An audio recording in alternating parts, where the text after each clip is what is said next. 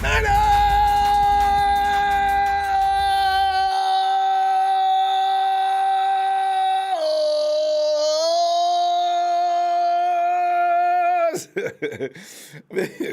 boy, there's a lot of pissed off people in last. Woo! I bet a lot of boys on Twitter are mad as hell. Boy, y'all, come on, man. You gonna be okay? I mean, meanwhile, Jimmy Garoppolo's running around singing, "I'm still standing." Hey, man, I mean, I know you piss off me because but see, still, man. Y'all wrong about Jimmy, man. I'm telling you. Last year I got. Was that year? Was that last year? Year before that? Yeah, I got like all kind of grief because my boy Dub, man. Dub's getting hurt right and left. People, and what ends up happening is when players get hurt and out for any amount of time, first thing people do, they forget about the injury and go right to the dude. Period. So the character assassination starts, and then he can't play. I said, boy, y'all need to quit. Man, Dub may be a lot of things, but that dude can play, okay? And so, yeah, he's lasted a couple of years, no injuries. Wow, that's serious, right? I'm telling you right now, Jimmy G, I am dying to see what he looks like going into a second full year. Y'all go stop. I guarantee you this time, like I did with Dub, you gonna stop. Here's the thing, though. Every offseason presents drama mainly generated by the media. Free agency, the draft, everybody knows who we got to get and who we need and who we got to get, no matter how much it costs, whatever. The Niners have been a huge headline, especially since John Lynch and Kyle Shanahan arrived on the shores of San Francisco. This week, it was classic Lynch and Shanahan. Everybody else is reading into what they want to. I am too, right? The Niners, and it may have never been at all serious about any dealing regarding quarterback Matthew Stafford. Some people say, well, they must not like him that much. They dealt for Stafford. What did they offer, a bag of peanuts? Here's the thing. If they were serious about Stafford, I think they could have got him. Hey, I'm not sure why they do this. I'm a little confused about it. You didn't want Brady, then why did you go and make it known that you were? I understand the due diligence thing. But I don't understand. You're not going to get these people for nothing. When the 49ers come to a bidding war with $2.50, while everybody else is coming in with millions and offering every draft pick from one this year to one next year, like the Rams. You get one every year from now on until we say we don't want to give you any more. We'll be taking your calls on this particular matter, along with everything else. Niners!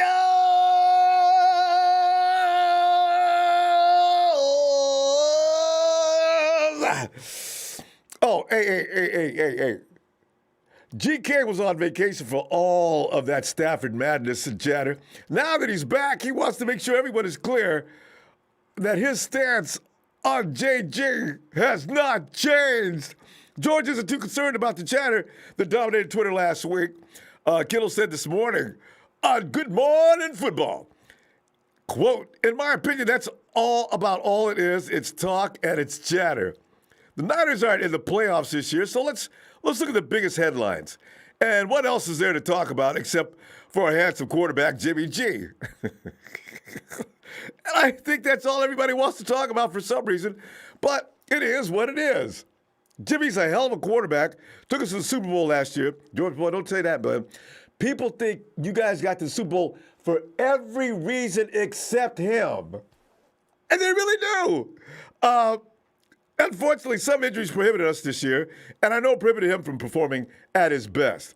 I still believe in Jimmy G. I think he's an incredible quarterback. I think he can lead us to another Super Bowl. I think we can win a Super Bowl with him, unquote. And then people on Twitter, what's he supposed to say? I hate him, get him out of here. It's hilarious stuff. This is what I'm saying. If you ever played with anybody, it was a good ball player, and every now and then made mistakes, and the fans, they don't play. They just end up there making judgments, right? You know that you stick by your dude. You just don't abandon him upon every mistake. If he messes up, yeah, you know he's going to do some good things later. If he has a day, then he's having a day. You can have a day. It's just the way it is. Nobody's going to be consistently same all the time. And there's plenty of proof of that. You see it in the playoffs.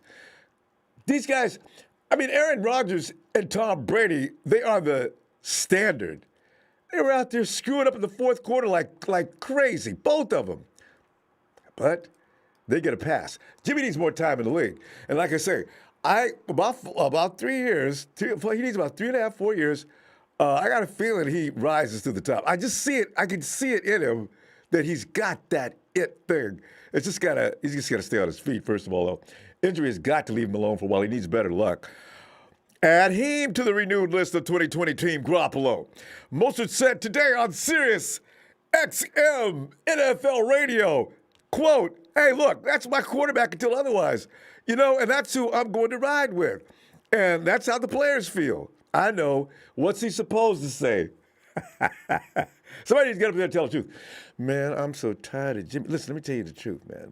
Between you and me, I really hope they can trade Jimmy for anybody. Man, I'm telling you right now, because, dude, we ain't going to win no ball games with him, and we ain't going nowhere with him, man. If they could get Deshaun Watson, man, it'd make my... You believe that? That's what they're really thinking, right?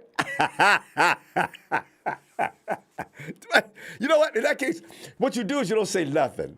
When somebody asks you about anything, you give a quick, flippant answer, and this way you make sure the interviewer knows that you don't really care to go any further with the matter. You don't sit up there and manufacture things. Why would I work that hard if I don't like you? I wouldn't. Somebody asks me, Jimmy G, and I don't like him. Yeah, well, I'm sure he's doing the best he can. We're all responsible for what happens out there. So, yeah, I'm not going to hold Jimmy any more responsible for what goes on out there than I would myself. So we'll be fine. Yeah. This is the kind of answer you get if you don't like somebody. You don't go through a whole elaborate how much you like him and why. You understand what I'm saying? You don't. Because you don't feel that. You can't do it. Nobody's that good of a liar. Wait a minute. Boy, I've seen some liars, though. Not particularly. Politicians are good. But, football players normally just don't have that kind of skill set. Meanwhile, Ian Rappaport joined the Pat McAfee show yesterday and was asking about the rumors. And it's what I'm saying. Because it doesn't stop. The league is not going to stop until April with get rid of Jimmy G. NFL players, lots of you, they're not going to leave Jimmy alone. It's going to get him out of here and get him out now. Ian Rappaport joined the Pat McAfee show yesterday and was asking about the rumors. Vikings QB Kirk Cousins has now risen to the flood. The Cousins, the 49ers talk is all based on speculation. The chatter started almost immediately. Following the trade that sent Matthew Stafford from the Lions to the Rams, Rappaport was asked point blank on the Pat McAfee show if Cousins will be the quarterback for the 49ers next season. Now, Rappaport doesn't have to make up any excuses. He doesn't have to make any lies up. He'll just tell you, he'll just shoot from the hip, and he did. Rappaport responded, quote, "I don't sense that at all. I would never say anything is impossible, as you guys know. This NFL world has basically taught us that anyone can be traded." That one I would be really surprised about for a couple of reasons. One, I'm not sure that benefits the Vikings. And I don't know that Cousins is an upgrade over Jimmy G. When they're both healthy and they're both playing, are we sure Cousins is that big of an upgrade for what it's going to cost, unquote? Hell no. One edge Cousins does have over JG, durability. Cousins has missed just one start in the past 6 seasons, and that one game was a meaningless Week 17 game last year, 2019. Yeah. The Vikings' playoff position has already been determined by then, by then. By comparison, JG has missed 23 games over the past 2 years. That is a hell of a lot of games, and I do feel that, and I do not. I don't subscribe to that. I will not ever defend that. That is awful. But these things do happen. Hopefully they'll continue to happen. But fam, let's get into the nuts and bolts of what just happened the other day, though, because it's hilarious.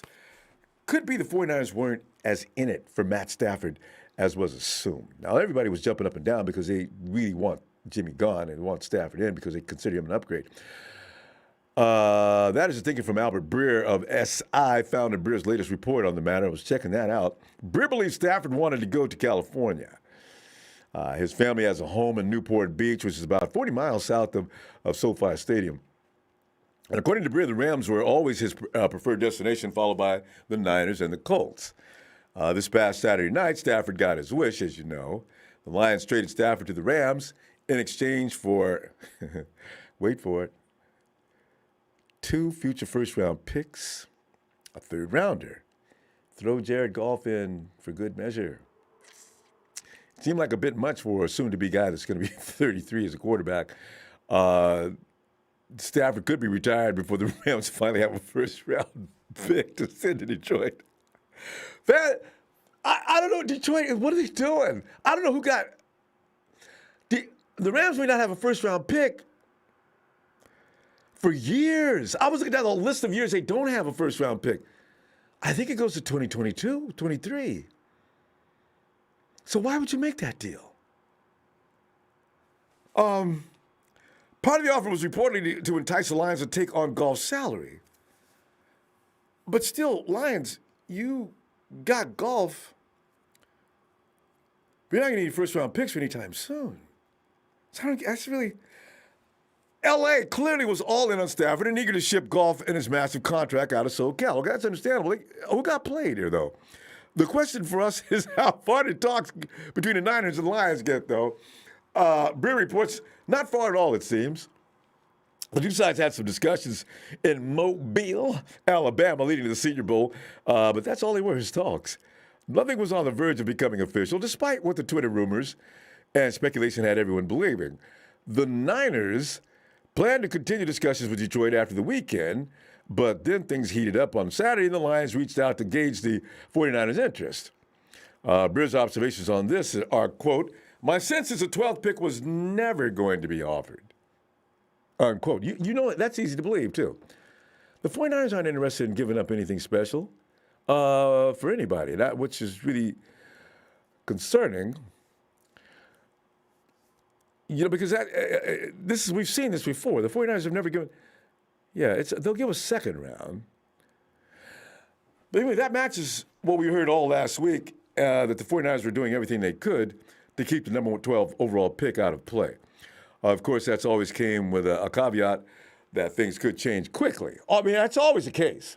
You know, that's the way it is with everybody. Things could change immediately.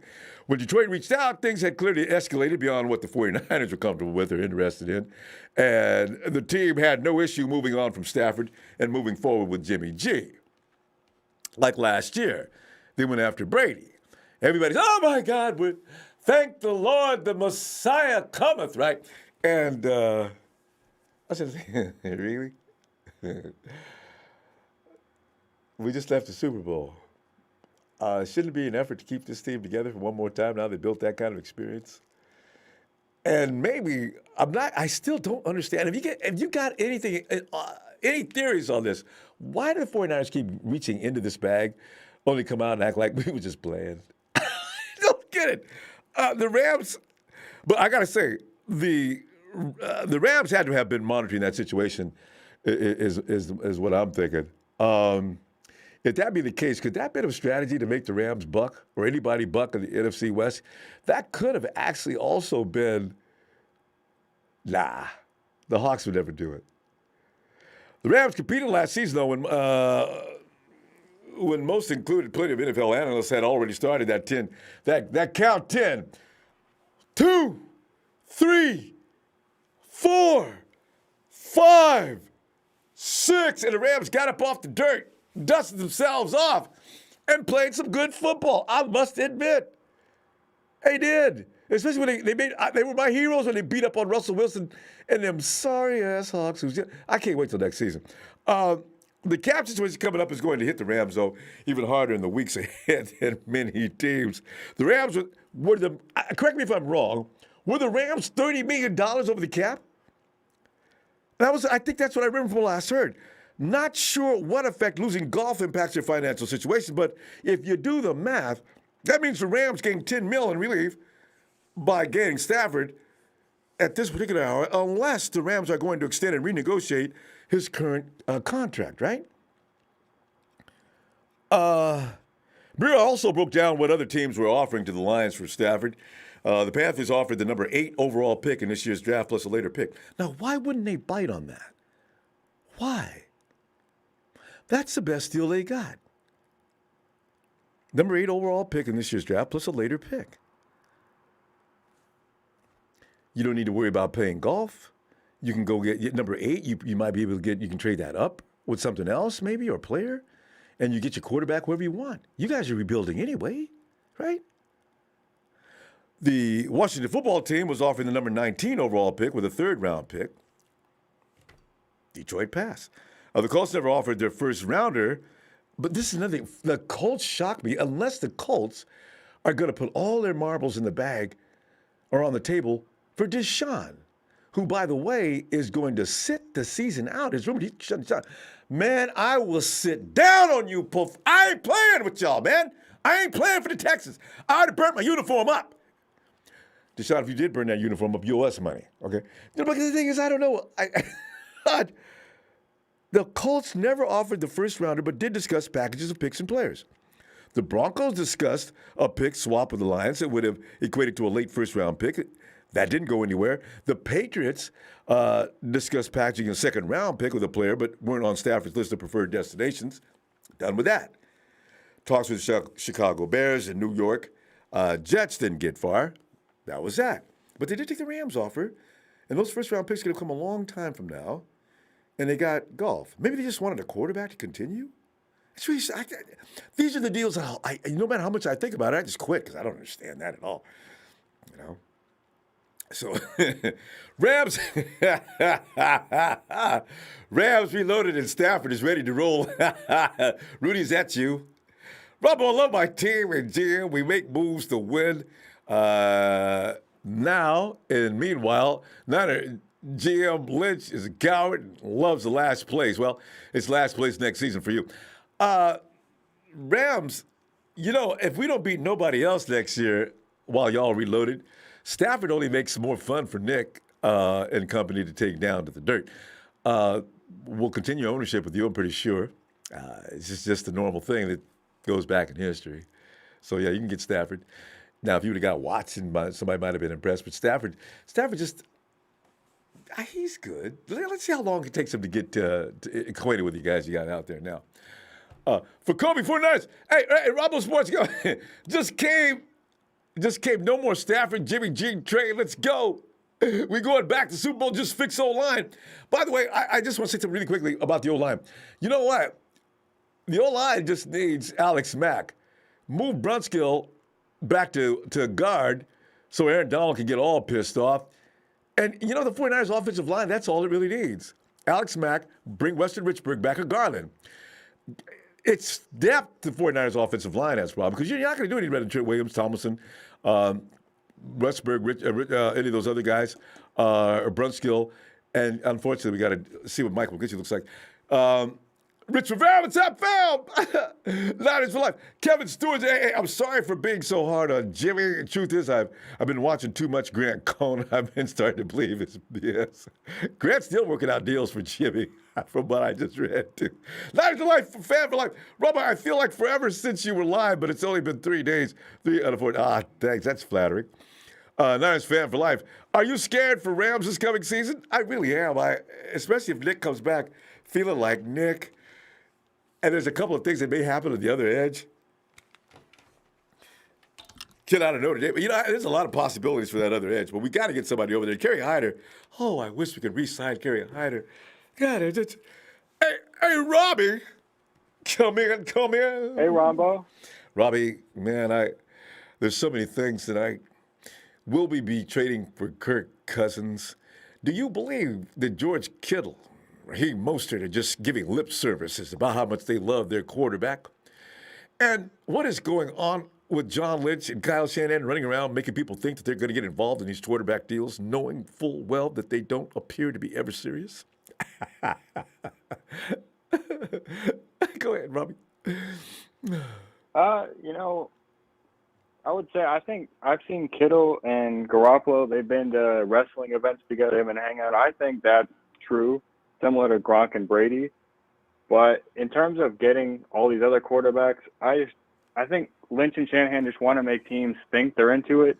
And it could be also to make Jimmy play better. It could be a competitive thing, Yeah, it should be. And he should know, too. Don't ever let them get comfortable. That's a good point. Yeah. Yeah. But So honestly, I swear. go ahead. Go ahead. But honestly, the chemistry that it takes to build, and a lot of people, here's the thing, Rob. The myth, everybody says, the only reason Jimmy G's any good is because of scheme. I said, okay. I don't address that because it's too ignorant for me. And listen, here's what you don't understand. If any time you see a scheme, if you've ever seen a playbook before, if you ever played, anytime you see a scheme that takes a quarterback and a bunch of players a length of time to grasp and execute in, that's not easy as you seem to think. Yep. Okay? Mm-hmm. It takes a while. So give me a break with only reason he can succeed is because of the scheme. The scheme has to be absorbed, digested, and executed. It's not easy. So a lot of people don't understand that. Yep. So that would really get on my nerves. But Robbie, what do you think? I agree with that. I mean, if everybody could be successful in the scheme, then why wasn't Mullins winning games? Why wasn't Beathard winning games? Why, when Shanahan was with the Browns, why weren't they winning games if it's a scheme thing, you know? And Matty Ice, why did it take him a year and he almost wanted to get Kyle Shanahan fired? This is the logic nobody wants to apply. You think it's easy, do you? Why do you think it's easy? If it was, why aren't they doing better? And when they did execute properly, you think that came just because it was easy, right? It took a while for them to get that good. So I always get, oh, God. No, it's not easy. So, Nope. also the Panthers deal. Why didn't the Rams take the Panthers deal? I mean, Detroit. That's a good question. Maybe they didn't offer another first-round pick, and that's what Detroit Really really want. valued. Maybe it wasn't. Maybe they wanted. They didn't necessarily want Goff, but they said, well, it's worth having another first-round pick because we could use that to get something else or a potential quarterback in the future. Oh. Well, that's a business angle. Yeah. Because if But I don't golf think the doesn't work Panthers out, offered. you don't think what? I don't think the Panthers offered like Bridgewater or anything. So if they traded Stafford for just a couple picks, well, they could have drafted one in the draft, one of the quarterbacks that's there. But I think they want to have like kind of a bridge almost quarterback who's going to just be stable for the franchise. And I think Goff, if anything, he is pretty steady. He's pretty average of what you want in a quarterback, pretty much. Mm. Yeah, he's had some moments. I mean, he's not terrible by any stretch. No. I think McVay and him had a falling out more than anything else. They were winning. Busy. Yeah, and there was times McVay questioned him in the media. You know, when you start to embarrass your quarterback in the media, he's really pissing you off because you could close the door and call him in and have that discussion. Why would you do that? So maybe Golf was coming back at him with an attitude or something? Possibly. Could be. Who knows? Well, that's just strange, but it is what it is. And like next year, now we have to deal with Stafford. And what's going to happen is if it doesn't move the needle much more than it does for, and it's going to take him a minute to actually get the offense and execute properly. Contrary to what people think, they think Stafford's like this guy, this super dude that's going to come in and just segue right on in. Because that offense is a lot similar to what Kyle Shanahan's running, of course. So there's going to take some time for him to grasp that. But it's going to be fun to play the Rams next year. Everybody's going to be saying, all right, 49ers, y'all in trouble now, boy. Y'all in trouble now. And Rudy's already here talking smack. He thinks he's got an upgrade that's going to help. I mean, what would you say to Rudy right now, who really does believe? And Rudy says, Ronbo, you guys were saying Rams no cap room, Rams can't make any moves. Well, Rams GM is the man, did it again, instant Super Bowl contenders again. Please, respond to that, Robbie. I mean, they went to the Super Bowl with Jared Goff. They have the same team, so I mean, they have arguably the best player in the league in Aaron Donald. But, I mean, the 49ers did the same thing, and we have arguably the second best player, Nick Bosa. So, I mean, we're basically very similar teams. So There you go. and we beat them both times this year, didn't we? Yes, we did. And we weren't even up to speed. Yep, not even close. Hey, Robbie, I tell you what, I'm going to be back before Super Bowl Sunday. And if something crazy goes on between now and Friday, it's going to be 2 days in a row. Let me see you then. All right? Good stuff. Yes, sir. All right. Have a good night, Ronbo. You too. Oh, it's chill. Pill. Phil, come on in, man. I love talking to you Hey, when I'm Ronbo. in this mood and things are going the way they are. I don't need any emotional rescue, but I like talking to you anyway, Phil. Give me some assessments on what's going on here, and mainly Well, I'd love to hear your take on why Here, did here's John the and deal Kyle. between, Go ahead. to clarify the deal between Detroit and the Rams. Detroit's GM was a former Rams Oh, assistant GM. I forgot about that. So they're all kind of tied together. So there was some Yes. insider trading going on. And the assistant GM liked Goff. So, and the Rams gave up 2 firsts and a third. They're selling the farm. But here's the problem with the Rams. They've got $110 million tied up with 6 guys. They've got $35 million in dead cap. 20 of it was because of Goff. The other money was because of Todd Gurley. So that gives them 145. That leaves them $40 million or $35 million to sign 45 players. And out of those 45 players, the minimum salary is $900,000. The math doesn't add up. These guys are not going to be able to field the team unless they restructure some of those contracts. And I'm looking at the contracts or make some cash, like cap hits. And the only guys that can do a cap hit is their offensive line, which wasn't that great anyway. And like Wentworth and all those guys, that's where they can make some money. Yeah. But I doubt that Aaron Donald's going to take a pay cut. I doubt he's that not. Ramsey's going to take a pay cut. He I just got doubt that pay. that Stafford's going to take a pay cut. That they're in really bad shape right now. And they're going to have a bunch of undrafted free agents playing half of their team. So, that's where the problem with the Rams are. They're not going to be able to have any depth or if they have a couple of injuries, they're dead.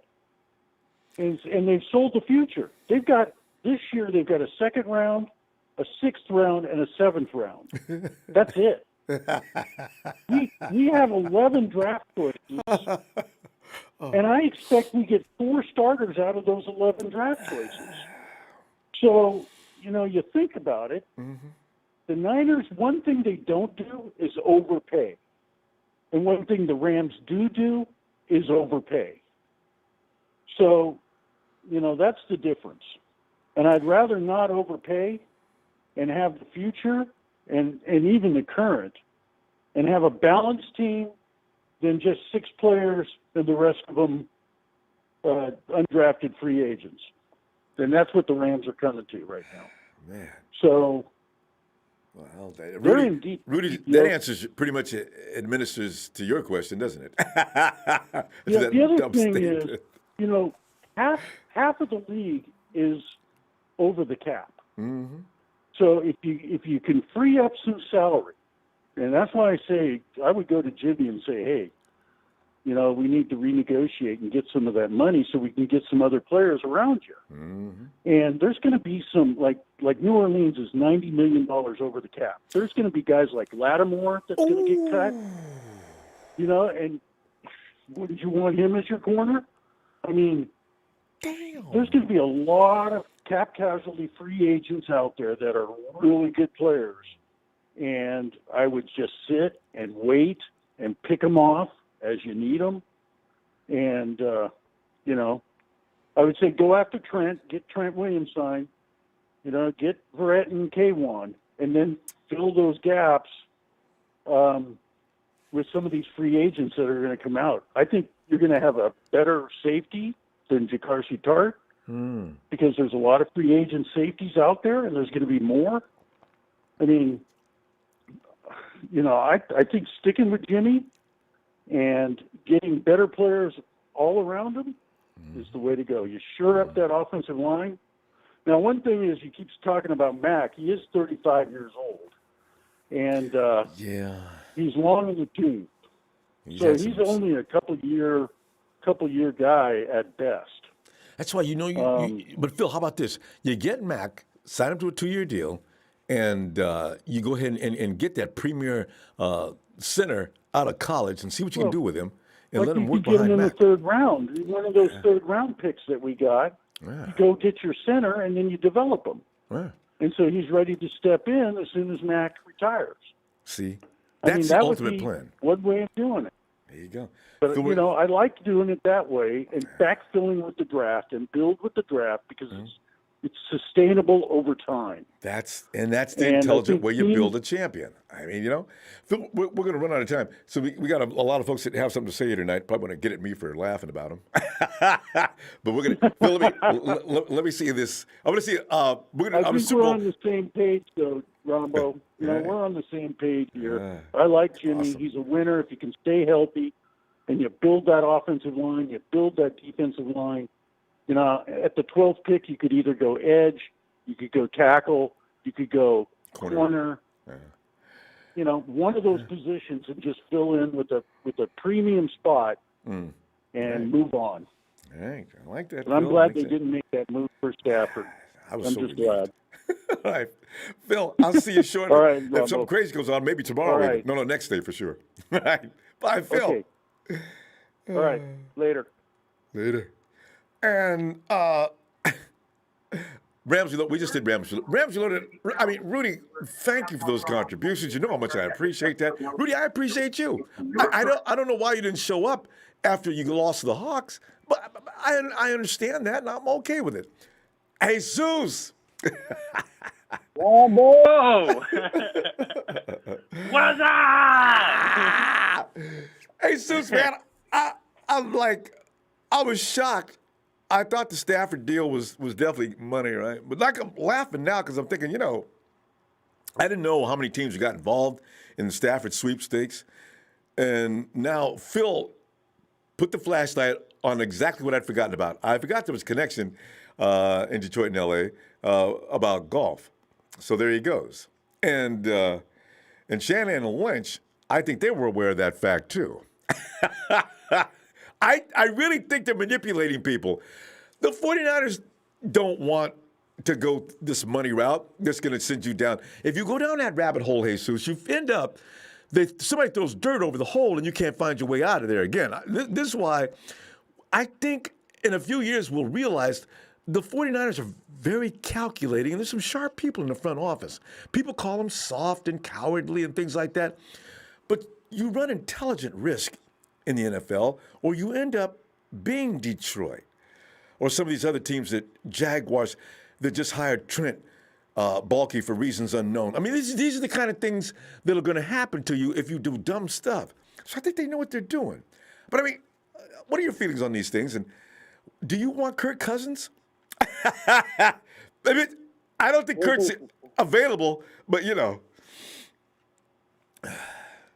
Well, I'd like to give out my shout-outs. Go ahead. I'd like to give a shout-out to my brother Eddie E., the homie Chad Garrison, the homie Josh One, the homie for Kobe, Ray Jr., you know what I'm saying, my homie Flores, everybody, you know what I'm saying. I had to cut it short because, we're on the time, I don't want Kirk Cousins. I don't want. I'd rather keep Jimmy G. Kirk Cousins is a bum. No, thank you. Oh, more bad news too. The Falcons are not interested in trading either Matt Ryan or Julio. So there's another quarterback out of the equation. But Kirk Cousins, that's why I mentioned him. He's out there. And Deshaun Watson says, "Man, 49ers. I ain't playing with the Texans. I'm telling you all that right now. You know how that deal is going to go, though. It would take a fortune to get Stephon Diggs. Yeah. Kirk Cousins has Stephon Diggs, and Stephon Diggs was like the number one receiver this year. He had Kirk Cousins in the past. He had Stephon Diggs last year, and they didn't do anything. They went to playoffs, but you know how that happened. You know what happened. We took their asses out of playoffs. But I like to say that the Lions definitely won this trade, I don't. They might have lost due to the fact that they're on that Jared Goff contract. They're going to be on that Jared Goff contract, you know. Yeah. You know. But they don't get no Get off first that round pick. They contract, don't get and they no were too desperate. compensation for a long time though. Because the Rams ain't got no first round picks. I looked at that list and I couldn't stop laughing. I said, when did they get a first round pick? I kept counting down through the years. I don't know how many years I counted, but I counted at least 2. You know, I don't think they have the first round pick until 2024 or something like that, 2023 around there. You know, Detroit's willing to wait. Rams reloaded in here trying to crack jokes, but I bet he built like Steve Urkel. He out here trying to clown and trying to say that we're last places, but yet again they're not in playoffs. They got Matthew Stafford, and you're gonna see why Matthew Stafford didn't have any talent. They still have no talent on offense. They barely have a run game. You know, all I gotta say is just the Rams. The Rams were too desperate to get Matthew Stafford. You know, I'm not gonna. And Jesus, well, guys, somebody also remind Rudy. Even in last place, we swept the Rams last season. How bad is that? Rudy, call on in here like Horatio says. Go ahead, Jesus. Oh, God. Yeah, you know. That was too desperate on the Rams. 2 first-round picks for Matthew Stafford and the third. Man, what is Matthew Stafford going to win them? Oh, you know, really, like, let's be honest. What are they going to win? You know, and I'm sorry that to all those Niner fans who wanted Matthew Stafford, man. I knew that we weren't going to get Matthew Stafford. I'm over here. I was hella laughing. I was hoping that you were going to get on, you were going to make a podcast or you were going to make a live, because I was hella laughing once I heard, Matthew Stafford to LA. Oh, you know? I wanted to. I was tied up and couldn't get away. Every now and then, I have to be grown up and do grown-up things, you know. I wanted to come in so bad. I was delighted. That's Stafford to the L.A. Because remember, we talked about it before it happened. I thought it was a joke. I knew this was really going to do it, Jesus. They really did it. Oh. Still a little Todd They prayed Gurley to get money. off that contract. They got, man, they got 2 This many was guys. so funny, bro. Like, all I got, you know, this is so funny. You know, they were blowing up in here for the past couple of weeks. Oh, Matthew Stafford confirmed to the 49ers. Nah, I'd rather stick with Jimmy G than get Matthew Stafford. I don't know And when we're going to learn, though, Jesus. We're going to go through this every year. People are going to say things, and people are going to bite on the rumors they like and roll with it. Twitter was jumping, boy, just jumping. well, I just hope that the Niner fans were like, wow, who's our next guy next in line that we could get? Okay, as I said, Kirk Cousins' name is already coming up. Just speculation because Kyle liked him once upon a time very much. Deshaun Watson is always fighting with the Texans. You know, and then you got Matt Ryan. Trent Dilfer. Who? Sean Dilfer? Hill, you know. Yeah, Trent could come back out of retirement. No. I'm just saying. We're gonna get Kyle Orton, Cole McCoy. You know, who are we gonna get? You know, who do the 49er fans want other than Jimmy G? Anybody? We're gonna get Troy Smith. Get the dude out Anybody there. who can throw a ball. 10 Yeah, yards. the towel boy. Anybody. Jimmy. The hate on Jimmy is The banjo rich. man or what? Yeah, exactly. He'd get yes if his name came up. Brucey for the longest yard. Hey, how come I can't play quarterback?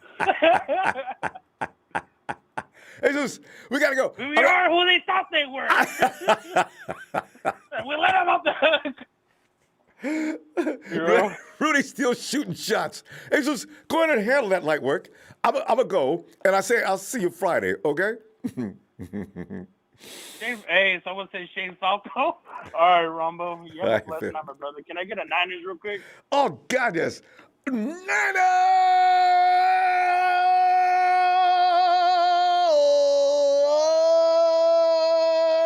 And Rudy, that was give some to Rudy too. Hey, Zeus. See you in a couple days. All right, man. God, this is just way too much fun. There's Rudy again.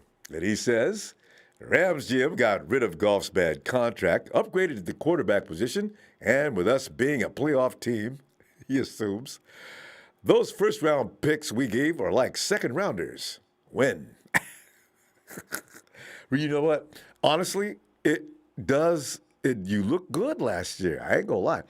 But you may have played yourself this year because now you got no money. Last year you had a little money at least.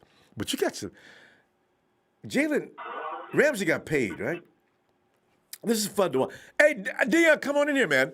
We're having fun with the Rams and that upgrade that Rudy is just loving. And trying to justify it. Somebody acknowledge Rudy. He needs some love. Give him a hug, y'all. Yeah, Dion, man. Ronbo, what's going on, brother? How you doing, man? You know, man, I'm loving this, man. I'm telling you, Yeah, I'm starting to really have enjoying the Rams' stupidity. You know, I'm starting to have a lot of respect for Lynch and Shanahan. I don't know. I can't figure out what are they doing, man? He was running around macking on the rest of the NFL. People doing crazy things. I don't know. Well, man, look at it like this. This is what they're doing. I think they doing exactly what Green Bay did to us. They blowing smoke up everybody's ass, making them think they care about these people and they believe and that these guys are meaning that much and all that other crap. And they ain't about to do nothing with none of these dudes. You got the Rams mortgaging their future once again. This ain't nothing new. They mortgage their future every single year. They've had not a first-round pick since 2012, if I'm not mistaken. And it's just flat out ridiculous, Ronbo. It really is. I think you're right, because they traded up for Goff, too. Yeah. Yeah? So you got to think about it, Ronbo. It's not even worth the time to even waste with these cats because they ain't about to do nothing. There's nothing they're going to do at all. You know, I've seen nothing from the Rams. Everybody think Matthew Stafford is some savior or something like that. Matthew Stafford wasn't good in Detroit. He ain't about to be good in L.A. And there's no reason to think otherwise. Period, point blank. I've never seen a situation where you go from one team to another and you just magically get better. Like, it doesn't work out like that. You know, like it never has. And here's for me, I look at it like this. If you think that Matthew Stafford is going to take the Rams anywhere that Jared Goff didn't, you must be out of your mind. Because why? Jared Goff went ahead and took him to a Super Bowl at a bare minimum. You know, he did that. But there wasn't nothing else that he did. He went to the Super Bowl, he failed. And, you know, that's all on the back of the general manager. The general manager is saying to himself, all right, cool. You know, we went ahead and we did this, we did that. And we know what Matthew Stafford, you know, we know what Jared Goff is, and we like him, and he's going to be this, he's going to be that. You're not doing anything. You just all of a sudden you're just kicking yourself right in your ass. And D, here's the thing: the GM that's over in Detroit, did the Los Angeles owner fire him, or did he quit? Here's the thing: I think when he does wound up, McVay? yeah, I think. I'm looking at McVay. I don't know how much responsibility they're going to put on him. I'm looking at Gruden over in Oakland, who is supposed to be in a three-way drama going after Deshaun Watson. I keep looking at these because they say Lynch and Shanahan have no balls. I mean, no cojones. So, you know, I'm wondering, you know, where do we lie in the grand scheme of things? Are we moving in the right direction? Are we doing the right things? Do you approve of what's going on in Santa Clara? Yeah, and I mean, everybody on Twitter who said what they said about George Kittle is exactly right. You can't expect a man to just be like, oh, forget Jimmy G, he's trash, he ain't nothing. Like, yeah, he's going to say that he loves him and he's there, but George Kittle is going to roll with whoever they get at quarterback. Like, period, point blank. You know how this works. If you go in and you say, George, we're bringing in Matthew, he's going to look and go, all right, Matthew's my guy. After he got there, for sure. But to pre-promote him is not what you're going to see. I mean, George and Jimmy walking around with Jimmy's face on his T-shirt. He actually does like man. Garoppolo. I mean, he actually. But he as a professional, really does. you're right. And I can't knock him for it. And I think that, to me, it's very simple. You know, just give him a situation where he can be happy, and George is just going to ball out regardless. He's never going to leave you lonely, and he's always going to be your guy. You know, and I've seen that.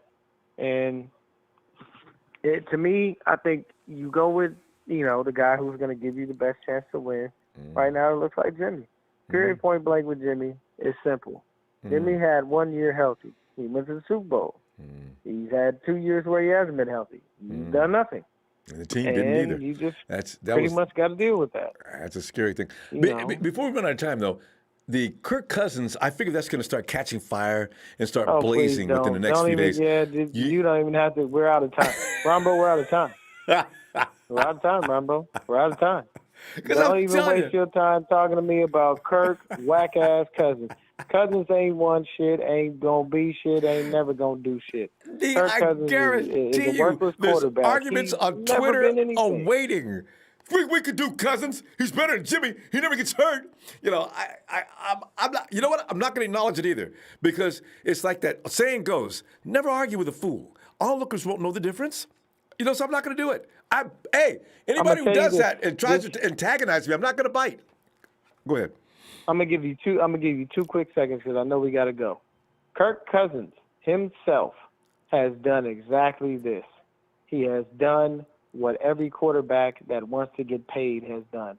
He has padded his stats so that he can get his money, just like any other quarterback would. That's it.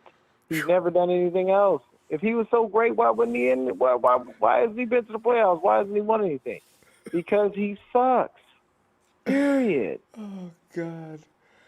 Anyway, fam, as usual, nothing but a good time. I'm gonna be back this weekend looking for you. All right, Ronbo.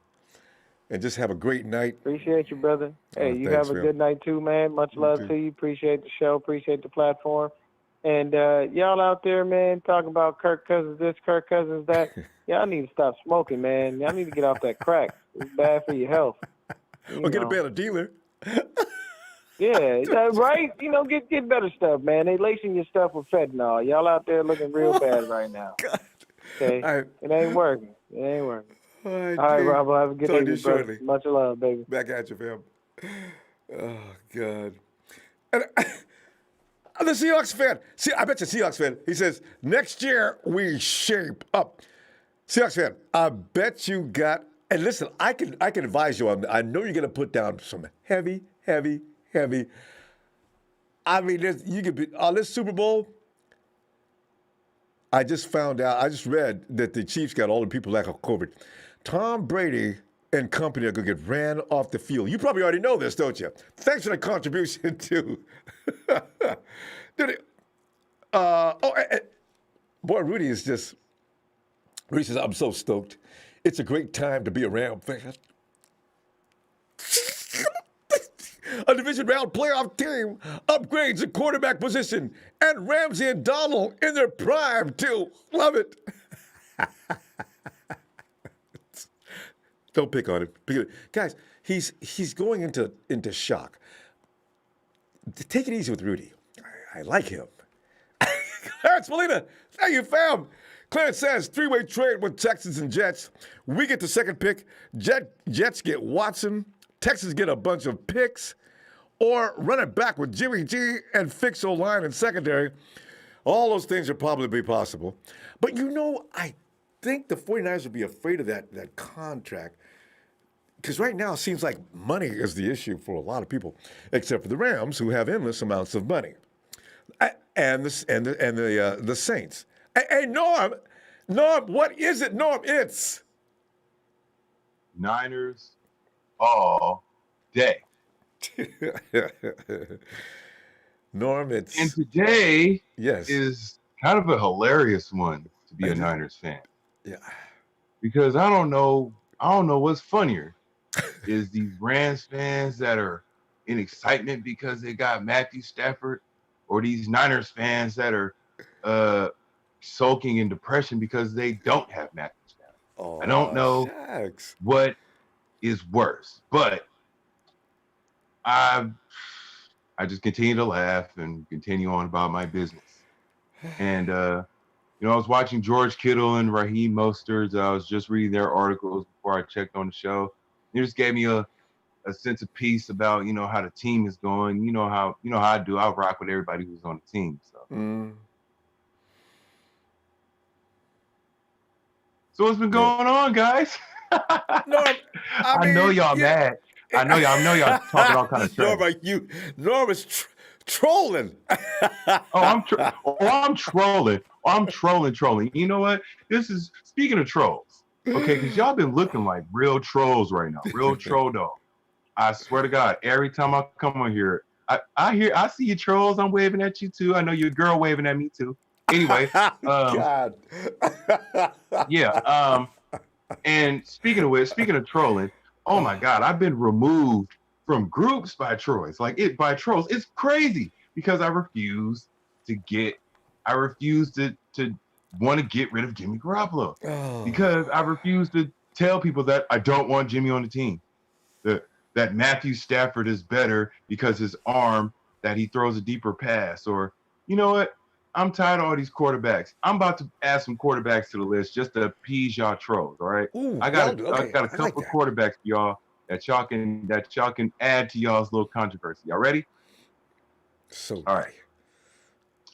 Al Bundy, he scored 4 touchdowns in a single game. Mark Wahlberg, when he dressed up, remember he was on the stands and he went down to go play for the Philadelphia Eagles and they won them Super Bowl. Yes, I like Marky Mark. or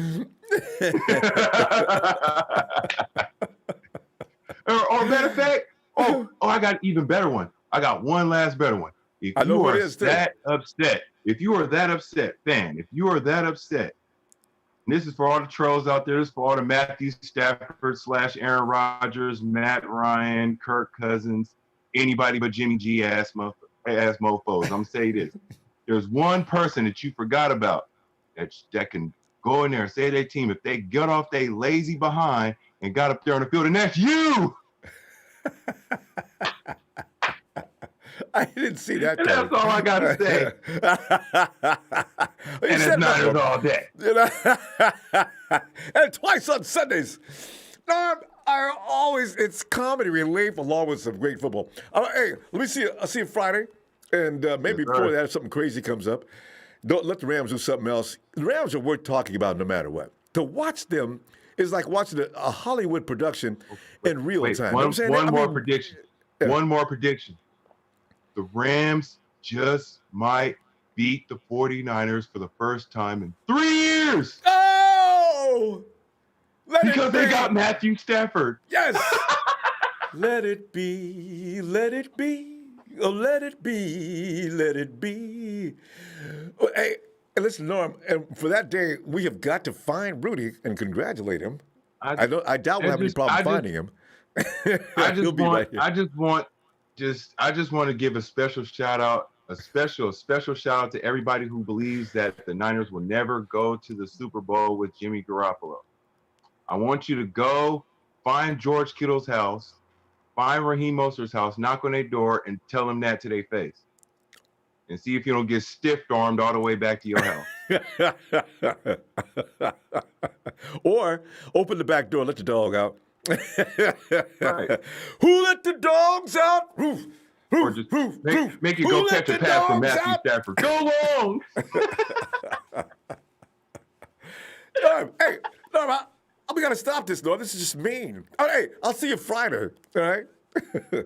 Peace out. Peace out. Y'all know we just playing. Come on now. Don't get mad.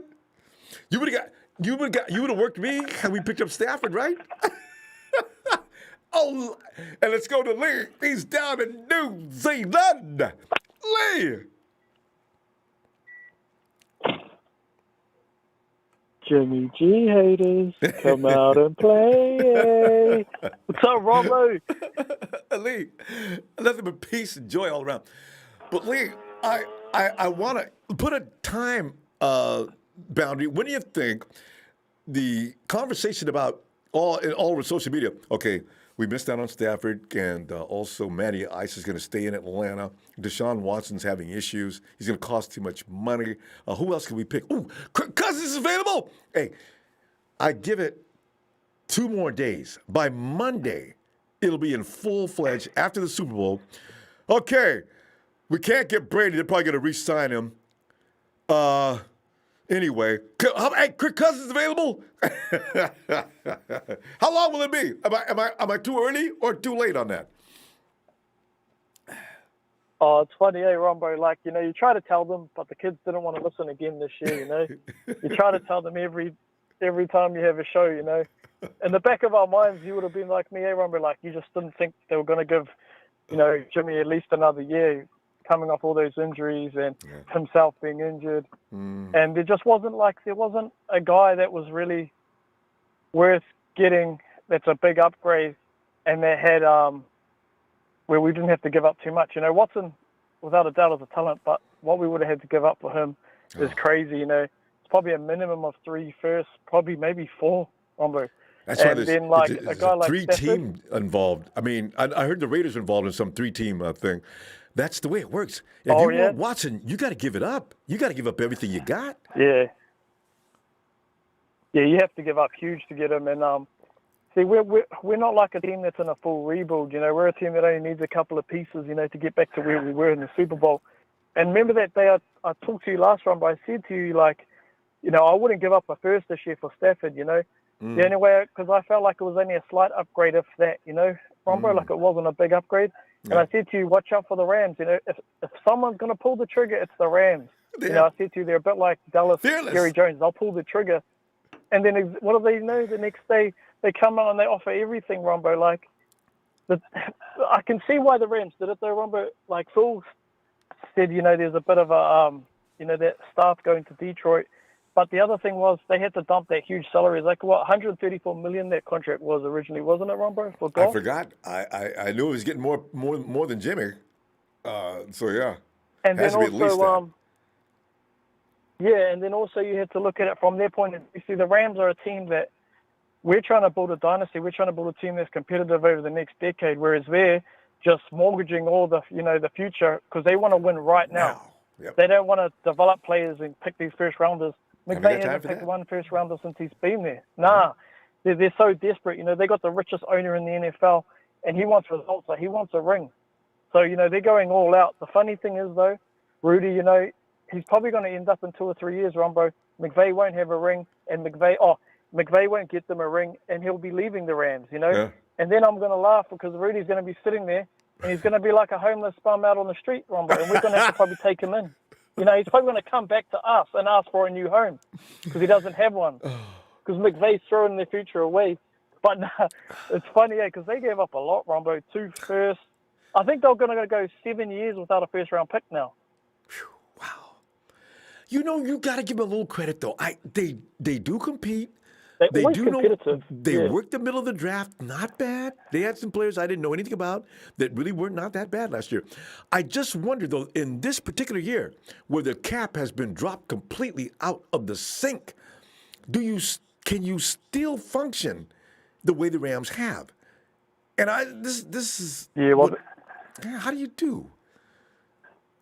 That's why they had to get rid of Goff, because they needed to free up a bit of money in the meantime so they can still make a few moves and do a few things. Like Phil said, like the way their salary cap with all their players is they don't have much to work with.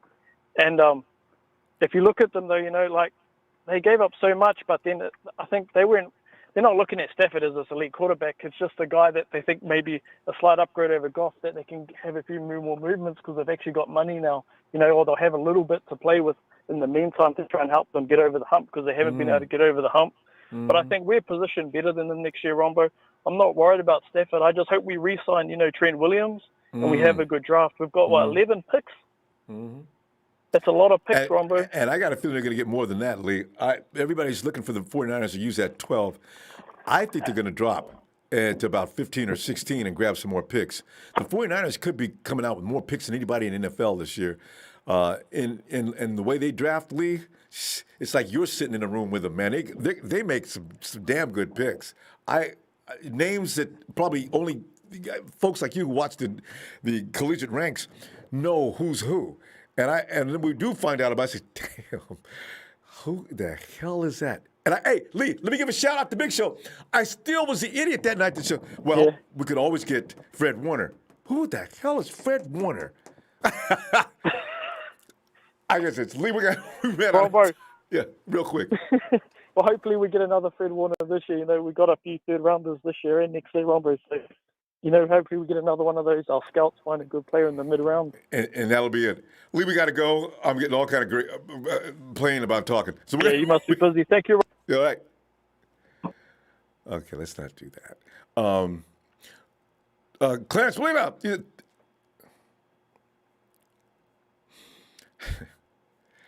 He said, we got a lot of calls tonight, so if I say we got to go, we probably got to go. Both of us going to get killed. All right. Seahawks, NFC West is going to be dangerous next year. It's scary. It could be the Seahawks. It probably will be. It is every year, though. Thanks for that contribution. Really appreciate it. Bobo says they got Jimmy as the fourth best quarterback in the NFC West. I'd rather keep Jimmy than overpay. It's time for Jimmy to come out and prove everyone wrong in 2021. And Bobo, these rankings come out like this every year, and then after the season starts, they have a tendency to shift. So don't even worry about it. Hey, Derek. Hey, Ronbo, I'm here, man. Derek, man, I'm like, I'm wondering why it is that we get to watch this drama unfold each and every year at the same time. Although this year, Lynch and Shanahan didn't wait until later on to say, yeah, we looked into the Brady situation, but we decided at the end of the day, we're going to stick with Jimmy. And this year, they said a little bit, but what we found out was the 49ers were just clowning around, and Detroit calls up, hey, John, yeah, Detroit. Oh, hey, what's going on? You remember what we talked about the other day? Refresh me. John, we were talking about a deal between Stafford and you guys still on or what? Yeah, we heard about, no, we're not going to give up a first round pick. So if that's, we can give you a third round. End the story. Oh! See, why do the 49ers keep clowning around with these deals? Just to get enough in the media to make people know that the 49ers are active in a very low energy fashion. But what is the point of that? I don't get that. They were never going to go for Stafford. And if Detroit would have called their bluff and said, okay, we'll take the third round pick. I wonder what would have happened. Yep. Well, Ronbo, moment of silence for the moment. Yeah. Hey, guys. Guess who's still here? Yep. Jimmy. Jimmy, you just got to outlast, 30 other guys, since everybody's better than you, Jimmy. So, yeah. I don't know. Jimmy's, he sucks. Funny. Oh, yeah, he sucks. Man, I don't know, Ronbo. Moving on to, the haters are going to hate, man. Anyways, there's a O-lineman that played at the Reese Bowl, 71. I think he's from Wisconsin. I believe he plays center, right guard, and left guard. Oh, versatility. We need that. And he's a beast, Ronbo. I'll send you a link on Instagram. I'll link you to it. Okay. What is it? But he's, I think he's 6'3", 320. I think that's what he is, and he moves, Ronbo. I mean, this guy. Active? Yeah, athletic. Yeah. Yeah, he's a hog. Big, athletic guy. He's strong. But I thought that would be good since if they're going to keep Jimmy. Regardless, the thing is, if we went and got Tom Brady last year, he wouldn't have succeeded behind his O-line. Oh. It doesn't matter who you put back there. Yeah. It would have looked the same. Excuse me, Ronbo. It would have looked the same. I'm sure. It's true. Yeah, and Stafford too. The back injury thing that I brought up with him, he missed 6 games either this season or last season. Yeah, I don't remember him going I every don't year. trust that. I've seen him get hurt. Yeah, before. but I'm just concerned with the back injury, and we're dealing with the same thing with D Ford. We ain't seen we haven't seen him since. So I don't know. I'm not interested in that. We're talking about getting away from injury-prone players. Don't pretend like you didn't have a back injury. Let the Rams have that. Yeah. Kudos to you. You're fool's gold. What's that saying, Ronbo? Everything that glitter ain't gold. Oh, well, yeah. I mean, that's always been the case, right? Uh-huh. What is that fake gold called? I forget the name of gold? it. There's a market out there for fool's gold. People like to buy it who can't afford the real thing. Zircon? I think that's it. Yeah. Yeah, and the Rams can keep giving up all these picks and stuff. The funny thing with the Rams is they keep going to get all these big plays, but they aren't winning. Yeah, they go to the playoffs. I get it. But they haven't won nothing, right? Not that I know of, and they embarrassed themselves in the Super Bowl, and they shouldn't have been in the first place, Derek. That ref blew that game against the Saints. That was supposed to be the Saints versus Brady and the Pats. The Rams got gifted. They had no business being there. So as far as I'm concerned, they still haven't been to a Super Bowl. Yeah. Yeah, the Stafford thing, congratulations to them, all that good stuff. Their receiving core is still getting older. And what was I going to say? I don't want Kirk Cousins. Actually, Trent Williams, if he's coming back, he openly told people he doesn't like Kirk Cousins. So that's interesting. That he's openly said that. Yeah. Like, he doesn't want to play for him. He doesn't want to play with him. So I don't know, Ronbo. I don't have much to say tonight. Well, that was fun. I want to send you that guy. That guy from Wisconsin, he's really good. Whitewater, I think. Yeah. I'm gonna Really start checking out people sending me these picks as fast as I can because I want to know who these people are because it is that time of year. The draft is coming up sooner than we think, right? So yeah. Yeah, I want to get in before Lee because he probably knows exactly who I'm talking about. Oh yeah, I guarantee you he does. He's a beast. Yeah. And Big Show as but well. Jimmy just needs to hold on, Ronbo. This is his team. The guys are behind him for a reason. Yeah.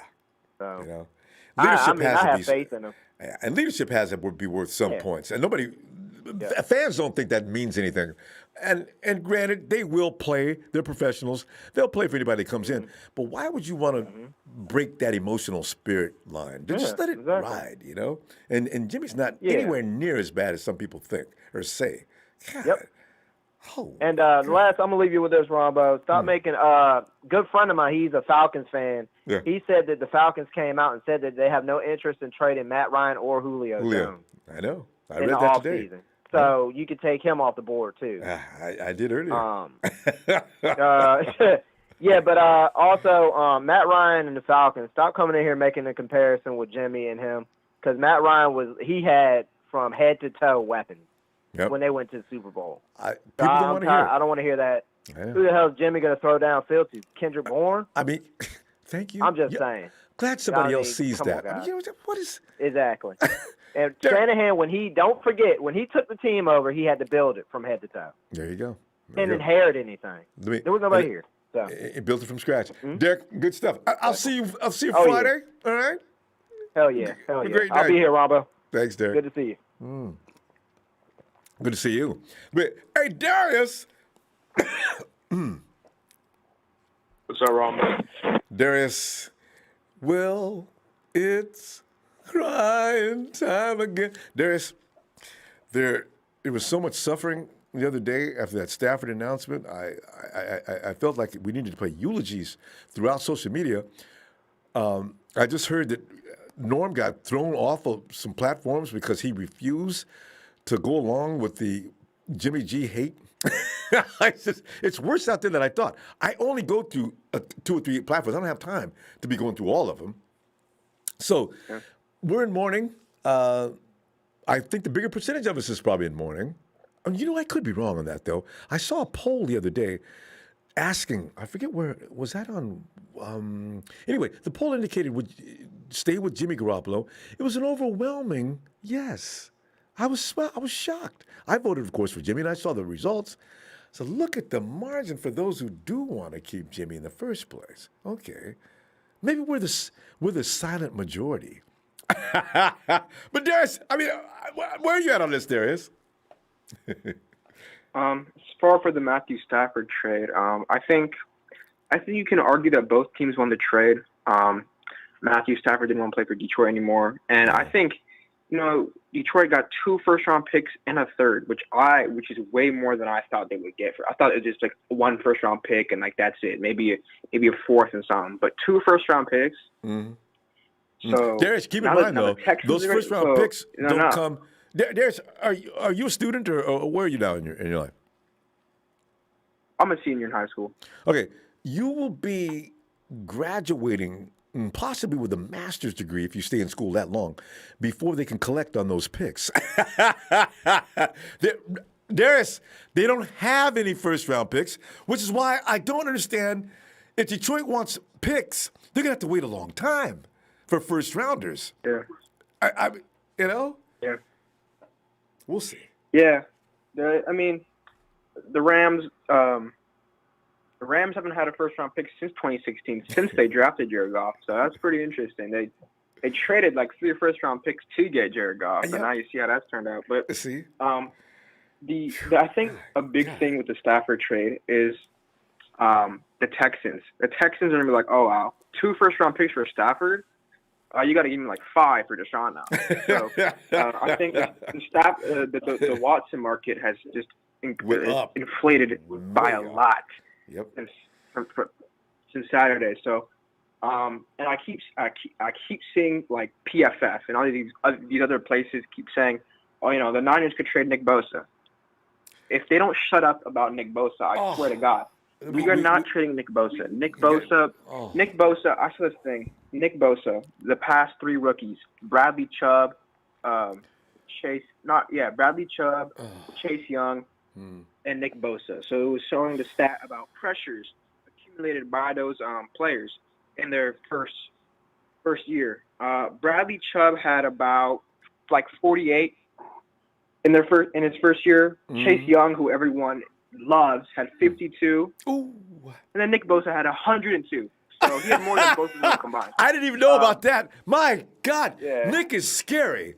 Oh. Nick Bosa also has the most pressures since PFF started counting pressures in the Super Bowl, which was 12 last year. So Nick Bosa also over the last 2 seasons is tied for the most pressures by a player. And just so you know, he hasn't played in this year's playoffs. So you're not trading Nick Bosa. That's amazing. Nick can brag about that forever. Yeah. No, Nick is frightening. So I think the Watson market has gone completely out of hand, and on the small chance the Niners were to trade for Watson, I think it's just completely out of the water. I don't think it's going to happen anymore.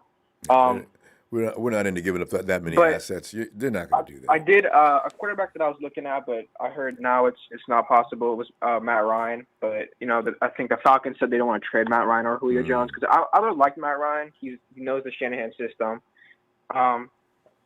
But I'm glad we're sticking with Jimmy because I think Jimmy, besides Matt Ryan, was going to be our best option.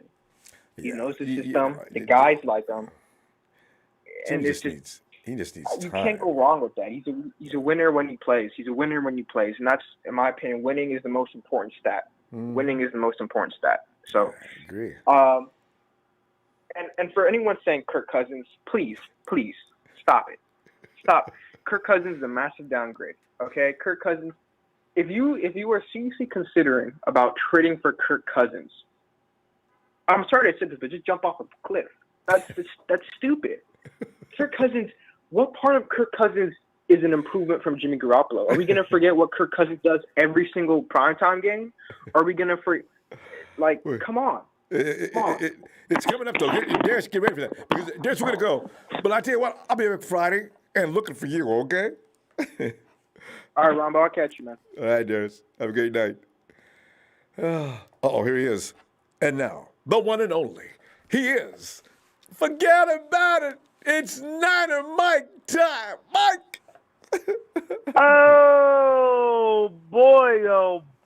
Let me tell you, Ronbo, what the hell's going on? Listen, I'm hearing a whole bunch of friggin' celebrating on here, Ronbo. I'm hearing a whole bunch of celebrating. Look, all I got, you guys wanted to get Niner Mike excited. You got it, all right? Listen here. I hope you were never a Stafford fan. Bring all that energy, Ronbo. You were never a Stafford fan. Bring all that friggin' energy.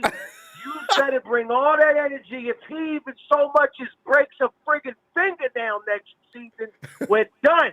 And then if he starts throwing the ball to the other team, I don't want to hear none of you call in on friggin' Sunday after the game. I don't want to hear none of you calling on Monday Raw and say, oh, I can't believe Jimmy threw that interception. Oh, I can't believe he got hurt again. Because I don't want to hear it. Neither Mike doesn't want to hear it. Listen, I'm telling you now, Ronbo, go ahead. Just get it all in, get all your laughs and all that crap. But I got to tell you, be careful what you wish for. And let's be honest. Since we all wanted to sit here and start talking about, what was best and this and that, make no mistake about it. The friggin' Lambs got better by getting Matthew Stafford. If you don't think that, then you just don't know friggin' football. Never mind being a friggin' 49er fan, all right? You just don't know football. Matthew Stafford is better than the goof. Matthew Stafford is better than Jimmy G. So getting Matthew Stafford was definitely an upgrade for them. And listen, if they don't want to plan for the future, that's fine. That's good for them.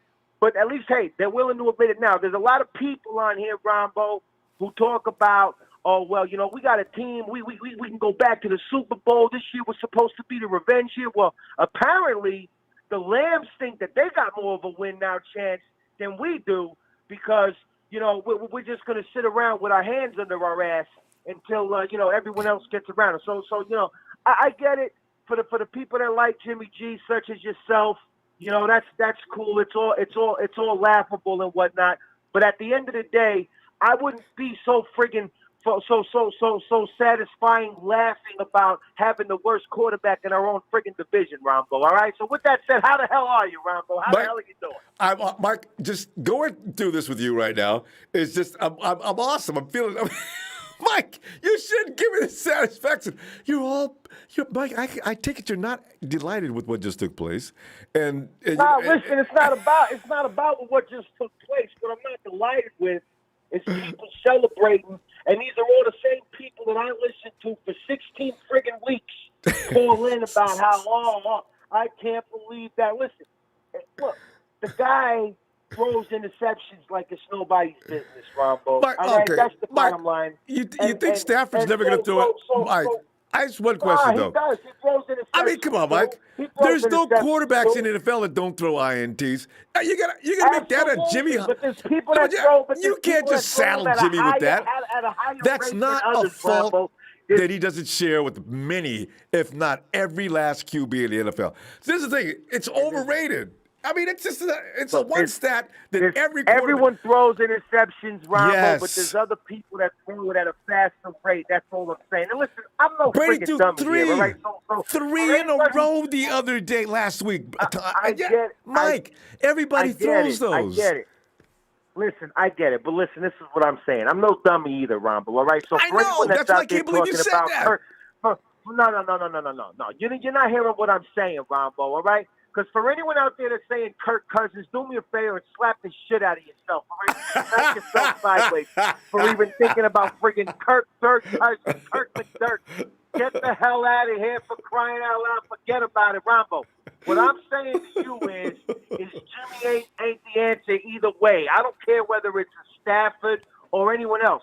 All I'm saying is Jimmy ain't the answer. And for people to get on here celebrating like we won some kind of prize or we won some kind of award by now being the team with the worst quarterback in our own friggin' division. I don't really see what's so humorous about that. That's all I'm saying.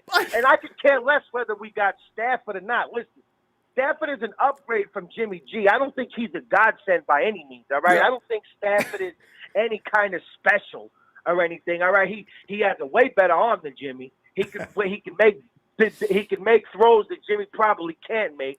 Yeah. All right, but at the end of the day, I just don't think that it's so cool of people to get on here and celebrate like losing out on Stafford. No, listen, Mike, come on, Mike. What would your mom say? You're not even supporting the Italian stallion. What are you doing? You're going for the bad guy, the enemy. Listen, it's not about come on, Ronbo. It ain't about that. I support the team, Ronbo. I read an article that came out, I think it was the other day, from Yahoo Sports that said that even the Patriots, and I thought the Patriots would give us something good for Jimmy, but they said even the Patriots were unsure about a Jimmy G reuniting because they don't really believe in his durability. And one of the quotes on Mike, there from the source. Mike, we got to get a the part. Patriots, they got Mike, I got to give you a rain check. Let me get a part 2 on this, and I'm going to remind you of the Patriot thing on Friday, okay? You know I love you, man. All right. I'm telling you, there's nothing to remind, Ronbo. This is what they said. They said that they don't know Jimmy.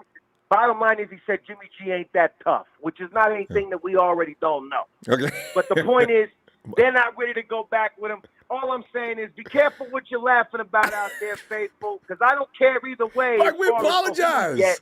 All right, but we got to go, though. Let's get better, Rombo. Let's get better, Rombo. Let's get better. I agree. All right, you have a good night, Rombo. You too. Good night, Mike. You guys pissed him off. I told you to stop. You wouldn't stop. Don't laugh. Seahawks, until next time, Rumble Peace. Thanks, Seahawks.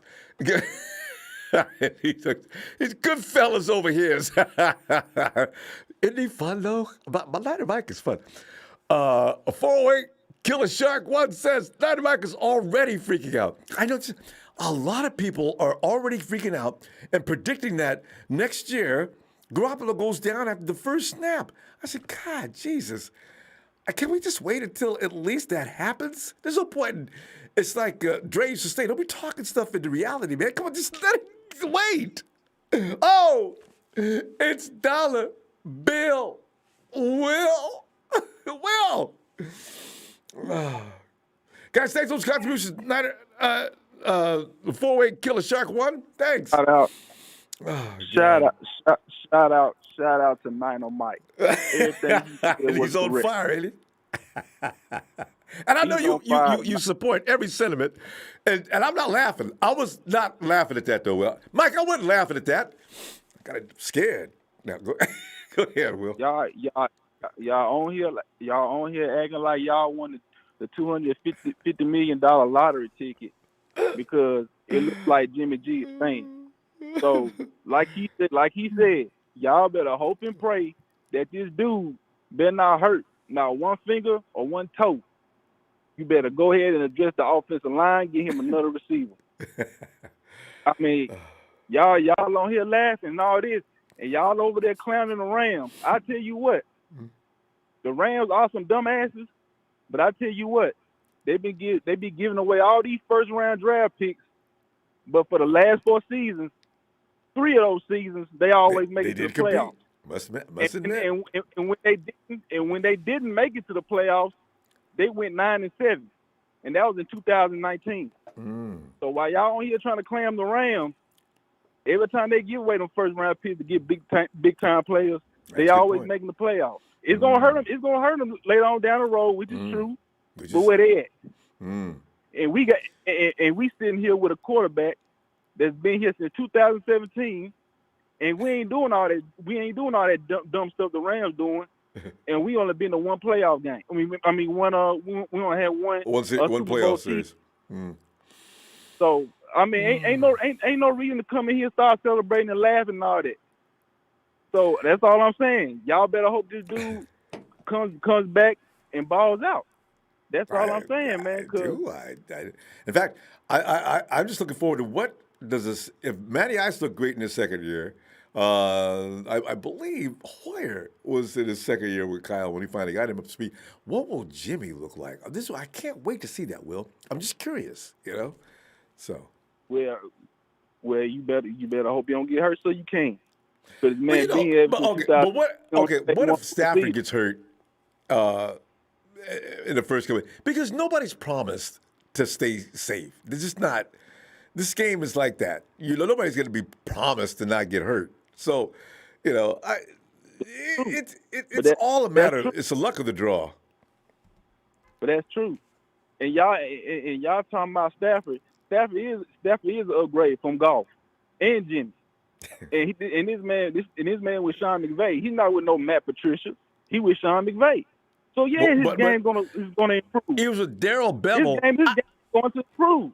Well, I don't know though. He's had some decent coaches down through the years. He's been around for a long time, and he hasn't accomplished as much as golf or Jimmy. I don't know if he's all that. I want to see what he looks like. All he had was Megatron and a mediocre running back and Theo Riddick. That's all he had. That's all he had. And he had Yeah, an unorganized okay. organization for years. But do you look at him as a quarterback that can carry a team? Because most of you guys that don't like Jimmy don't think he can carry a team, which you think is important.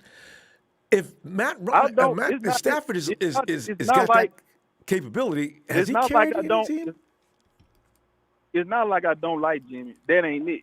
It's due to the fact that he's a liability. He's a limited quarterback. He doesn't check all the boxes. Kyle got a scheme around him every season. I will. A head coach gets tired of that. I know, Will, but listen. But I ain't trying to say he's bad or Will, nothing like that. No, Will, but but he you know always what? hurt. Kyle always got a scheme around him, and he's limited. Will, I really, the thing about scheme, okay, do you think what they're doing is easy when you call it scheme? I don't understand. Well, you played ball before, right? You know, you can't just learn how to run a scheme and it's be easy, okay? So that's why when people say that, I was in what? No. Shanahan's system is complicated. What I mean is you gotta scheme stuff to fit the talents that he do have. And he don't have all the talent. He don't have all the weapons he could use.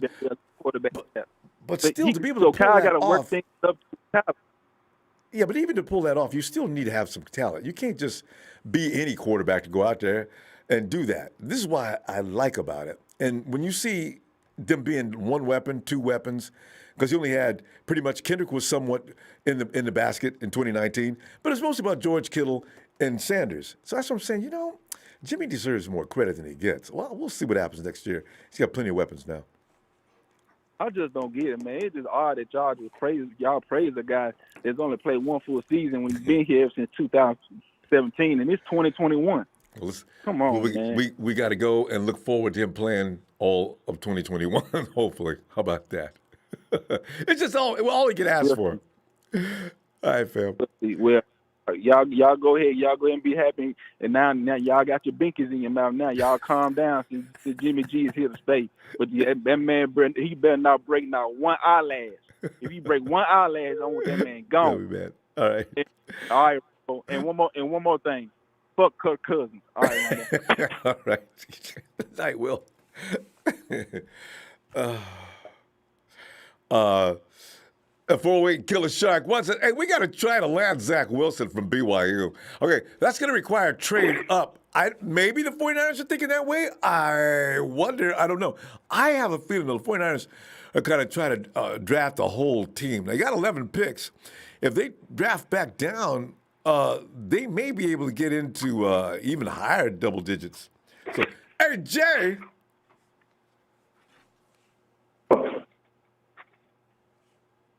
Hello. Hello. Can you hear me? Jerry, yes. Yeah, can you hear me, Ronbo? Yeah, I can hear you. Come on in, man. Hey, how you doing tonight? Jay, I'm just sitting back here enjoying the, there's a lot of folks mad. Niner Mike is the angriest man in all of the 49er empire.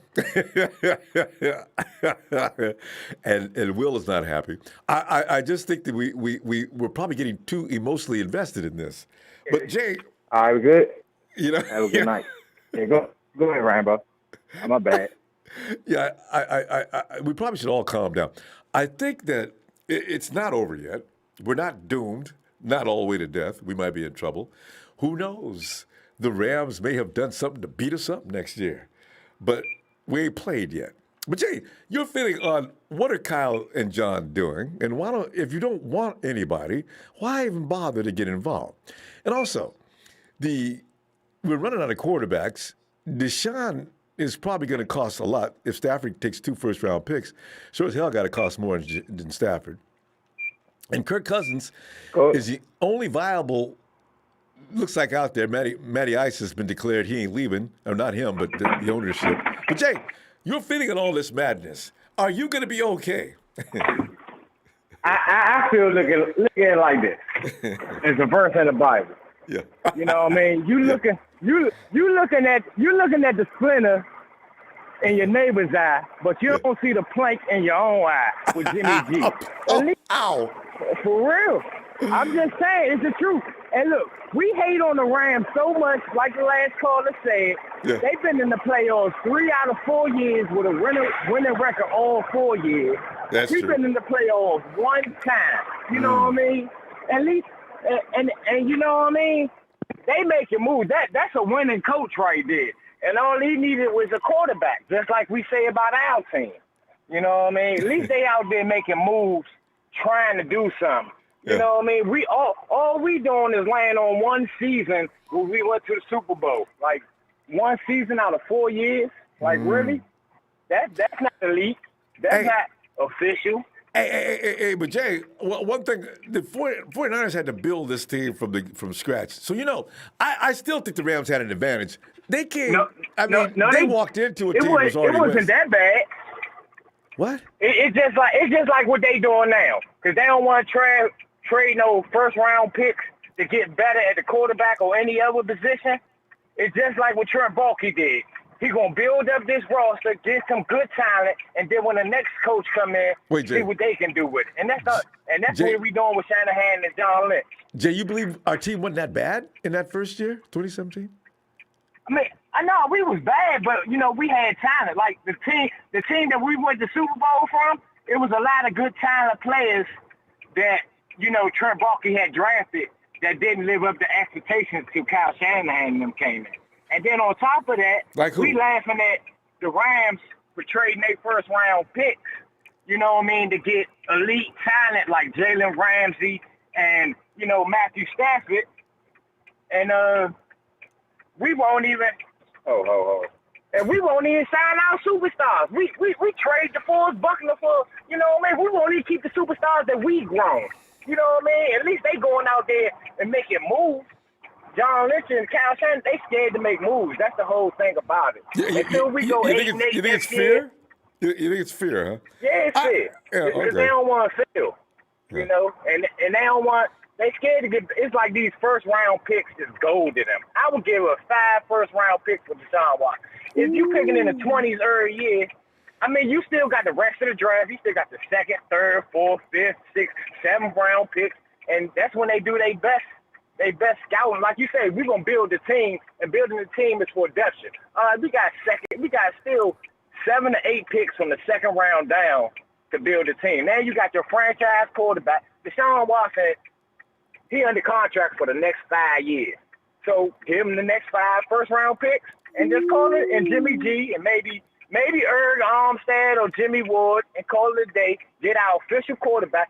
Because if we get him, we definitely going to the Super Bowl, hands down. We'd be the best team in the NFC, period. Well, they may consider that. I don't know. It's all a matter of philosophy with management anyway. They're going to do what they think works for them. You would throw caution to the wind and just go all out. And you're right. They probably aren't that bold, that brave, but they may have reasons why they wouldn't do that too. Right. I wouldn't go all out. I wouldn't trade Bosa and Warner. I would keep. It's like Deshaun said. Deshaun want to go to a team that's already built. And trading away Warner and Bosa, that's messing up our defense. That's why I would trade them 5 first-round picks. And he wouldn't want that. Yeah. Yeah, and them 5 first-round picks with Deshaun Watson, they're going to be in the late 20s, 32, probably most of the time more than, especially if our coaching, like, we don't understand our whole team is different from last year since 2000. We got different coaches all over the field. We got different players, different secondary, different D-line. This ain't the same Super Bowl team we went to in 2019. Only thing stays the same is the quarterback. And, we ain't really like him. You got most of that offensive unit. Most of that offensive unit is still together, Jay. Come on now. That's why. And they got experience now, which is a huge Who's still asset. together? You can tell the truth. How many players that we on that offensive unit really went to the Super Bowl? Raheem Mostert, probably Jimmy G, McGlinchey, Lincoln Thomas, and Debo. That's it. George That's Kittle. it. That's the only 5. You left the Kittle. main guy out. So, that's what you need. That is that nucleus right there is all you need. Now you got Ayuk to add to that group. They're gonna be on fire. I'm trying to trade. I'm trying to trade George Kittle with Jimmy G over for Deshaun. For real. We gotta go for sure now, Jay. We out of time, fam. Woo! I'm like, hey, I'll see you Friday. Don't run anything out there. You must be at the dock right now. I heard some noise back there. But anyway, Jay, I'll see you Friday if you get a chance. Always looking forward to hearing from you. All right. All right, Already. Appreciate you, Ronbo. Appreciate all you do, fam. man. Love you. Thanks, fam. All Love right. you Have a back. blessed night. You too. Already.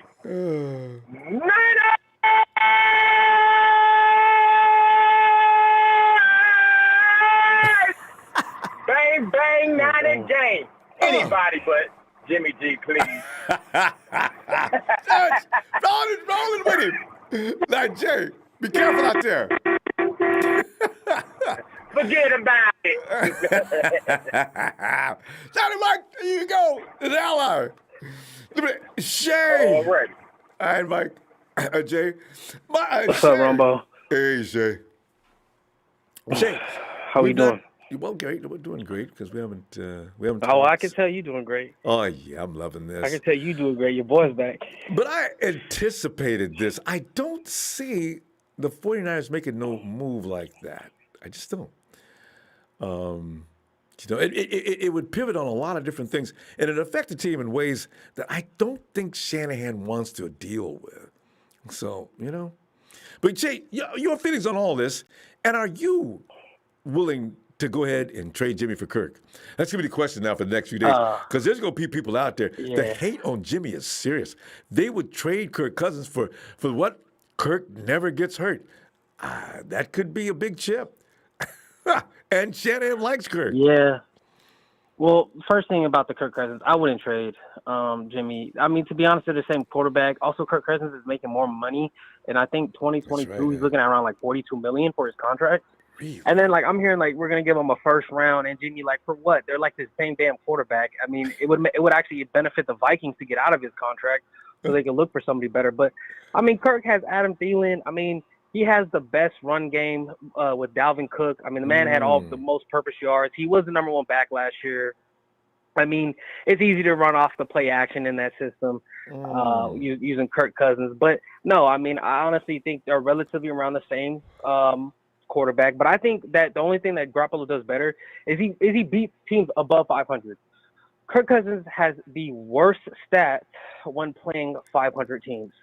It's something polishing almost 3-39 or something. And Jimmy Garoppolo, believe it or not, is actually one of the 6 remaining active players to have one of the best records per 15 games minimum. 15 games minimum played above 500 teams. So on this list is Tom Brady, Ben Roethlisberger, Russell Wilson, Jimmy Garoppolo, Patrick Mahomes, and Aaron Rodgers. And that was all in 2019 when we went through that gauntlet. I tell you. So that's yeah. I was aware. Well, yeah. Well, it's also the 5-0 streak. He was beating the Jags, the Titans that year. They were both 2 playoff teams when he was in 2017. Yeah. So yeah, I mean he's proven he could beat good teams.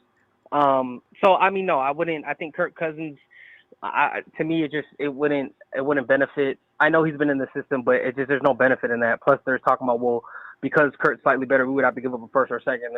There's no point in doing that trade. Plus, he's getting paid more. So the reason why the Stafford trade looks more promising than others is because the Lions wanted to get out of the contract. He would make less than Jimmy on the books. So to me, it just made sense, and I think that's what everybody had it. Las Vegas had it. I mean, but again, just because you got outbidded or you weren't going to give up 2 first rounds doesn't mean you were wrong. Let's get that clear, Ronbo. Just because another team outbidded your team doesn't mean, we weren't interested. No, they were interested. And there's a reason why every reporter was like, well, why is John Lynch talking to the Lions GM in the press box for almost 2 hours? I mean, what are we talking how to build a cupcake? Come on now. They were talking business. So, yeah, lo and behold, nothing went down. That's cool and all. But at the end of the day, this is year 2. This is year 2 that they try to upgrade, or I don't understand why they're letting these stories leak, like you said earlier. And my thing is, how does Jimmy feel that he's being shot not once but twice? He must feel pretty good. What's going on with that? If you're Jimmy, you're saying they kept me over Brady, they kept me over this guy. Shay, if they wanted Brady, they would have got him. If they wanted Stafford, they would have got him. Make no mistake. If they want these guys, they'd have got them. Yeah. This is why somebody needs to answer that question. Right. Well, I think with John Lynch and Kyle Shanahan, there's a price to everything. And I think once a team ask for too much or it's too rich for them, they're not going to pull it. I mean, we found now we're looking at reports that they offered Khalil Mack. They offered a better offer than the Bears did. Well, because the Raiders had bad history with the Niners and Nick Mullins stomped them out by like 45 points, they're like, oh no, we're not giving Mack to you guys. Same with the Giants. Same thing with the OBJ. Same thing with the OBJ. I mean, they offered a better package, but they I don't mean, deal if with you the look about 49ers it, either. thank goodness. Yeah. Right, and thank goodness they didn't take the package because we would have never been able to acquire Bosa because that pick would have been for the OBJ trade as well as with the Khalil Mack. So, I mean, it's good that sometimes I think that John Lynch knows when to hold them and knows when to fold them, right? And that whole poker slogan or whatever, you know, you better count your money when you're sitting, whatever, right? Yeah. So, you know, I think John Lynch, you know, he'll sit there and he'll, you know, like you said, a 250 entry and, you know, test the waters. But I don't think they'll pull on anything unless they feel like it's reasonable. And if it's too rich, they'll be like, yeah, you know what, then we'll keep our picks and we'll move on forward. So, I mean, again, it's like I said, we're going to see this. Like, I think right after Stafford got signed, Carson Wentz's name came up. But, I mean, ultimately, I think they're going to try to run it back with Jimmy. I forgot about him. And, you know, if they do, yeah, they said, like, Carson Wentz. They got Sam Darnold coming here. Yeah, I mean, it's just like it's like no. It's getting desperate. Okay, these are media driven mostly. Yeah, you do see right, here about, right. but yeah, most definitely. Yeah, most definitely. I'm just saying, it's like, guys, like, relax. Like, it has to make sense. And like I said, the Stafford scenario made sense. He would make less. He wanted out. Whatever. Yeah. It just made sense. But True. these ones don't really. It's like, no, they would have to bend flex cap. Wentz will get paid like about like $8 million more than Jimmy. So And that gets doesn't hurt. make sense to acquire him. And gets hurt Right. every bit as much So- or more. So yeah. Yeah. But yeah. Exactly. But So, anyway. but like I said, it's going to be interesting offseason. We'll see what we do. Like I said, hopefully, I think they're going to end up ultimately trading down the picks and trying to acquire more picks, put more talent. I don't know. I mean, I don't know about the restructuring part, but it would make sense to restructure Jimmy now. Just give him one more year on his contract, make him take a lot of that cap off so we can sign, because there's going to be a lot of free agents after June 1st. Like Phil said, like Marshawn Lattimore is going to be cut. Jason Kelsey just got cut. Already? The good center from Philly. That sounds good. Shay, we got to go, though. We're out of time. I'll be looking for you Friday, and we'll see what news pops up so we can work on that. All right? Yeah, exactly. We'll follow the media. But all right, Rumbo, shout out to my TC brothers. They know who they are. And you take it easy. You too. Talk to you later. Oh, God. And common sense, you know, it's so funny because sometimes you think you apply common sense when NFL people are talking and working. But, you know, man, sometimes you can't really actually formula into common sense because it's hard to come to a conclusion that makes any sense. And look at this. It's one of the founding members of TNT, Trez, come on in, man. Rumbo, I want you to appreciate reach this. over You only there get Trez and every now and find then. some red and gold and put it all up That's in right. there. Yes, indeed. I keep it handy right here all the time. Yeah. There it goes into the air, glowing, shimmering. Trez, this is an interesting time for you to get in. What are your feelings on the madness going on between San Francisco, L.A., and, one of the 49ers going around talking and talking loud and ain't saying nothing? I mean, why do they do that? They ain't serious. Ain't nobody going to be a bigger fool as the 49ers are trying to make them out to be. We'll give you a third-round pick. Well, look, Rumbo, I learned a valuable lesson with you. You know how I used to go at Robert Sella all the time. Yeah. And you told me, you said, Trez, if you get him the right pieces, if you just get him the right pieces, I guarantee you'll see a big difference. And what happened? You saw a big difference when Robert Sella got the right pieces, and he actually coached his ass off this year better than he did when he had all those pieces. Didn't he? So Experience. I learned now to not overreact, and I think everybody is doing an overreaction on this whole ordeal. Everybody forgetting that over half the team was on the IR list. They was on injury reserve. So true. It's just a complete overreaction. Okay, now, if you want to say you can have an argument to say Jimmy quit on the team last year. Mm. I will buy it. I would actually say yes. I think he did. Mm. I think the ankle injury, I think he had healed up. He could have came back and played. But I think he just shut it down. And I think Kyle was a part of that too. I think Kyle shut him down. Yeah, you know what I'm saying? It was like, hey, just let's just go and sit this out. Let these two carry us on, through the rest of the season. Because we ain't going nowhere. But honestly, like I said, we ain't going to right. I just thought it was it's a big overreaction. I'm with you. I'm on this one. I'm gonna sit back and I want Jimmy to come back this year, and I want him to get his act together. But at the same time, that O-line needs to be addressed. And as far as people saying, okay, give up first round pick. Okay, we've had hit and miss with first round picks. Okay, Solomon Thomas, I was on the Solomon train, was a miss. But we're gonna go and call a spade a spade. Everybody who's on that train, we had a big miss right there. Reuben Foster was another big miss in the first round. That hurt my feelings too. So you're only by yourself on that one. Right. So to say, give up them many picks, sometimes that can work out, and then sometimes it may not work out. So I just think everybody's overreacting. You know how I feel about Kirk Cousins. I don't even want to talk about that. I don't even have to ask. If there was a trade to be made for me, I mean, the only person I see now that if you're talking about a trade, and I don't even want to see a trade, but I would take Derek Carr, because I think he's maybe involved a slight in the trade upgrade. right now.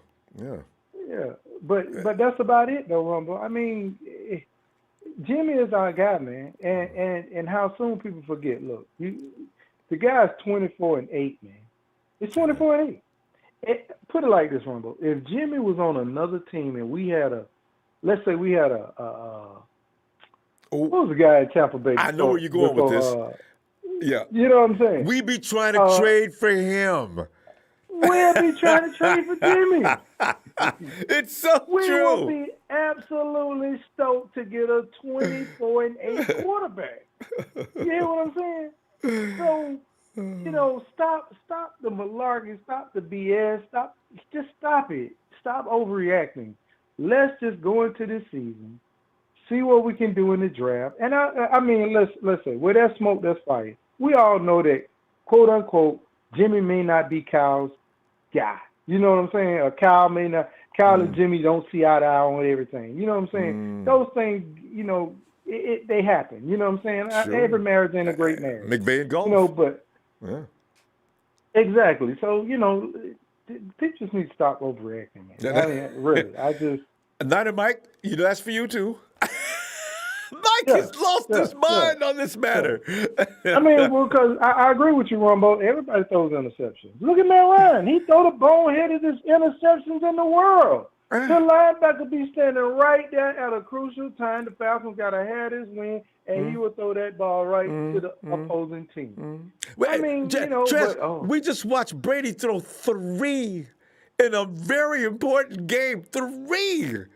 And Rodgers couldn't do a damn thing about it. He kept getting the ball back. He couldn't move the ball. I said, come on, man. You know what? There's no such thing as a quarterback that never, ever makes a mistake. But Jimmy's supposed to be held to that standard?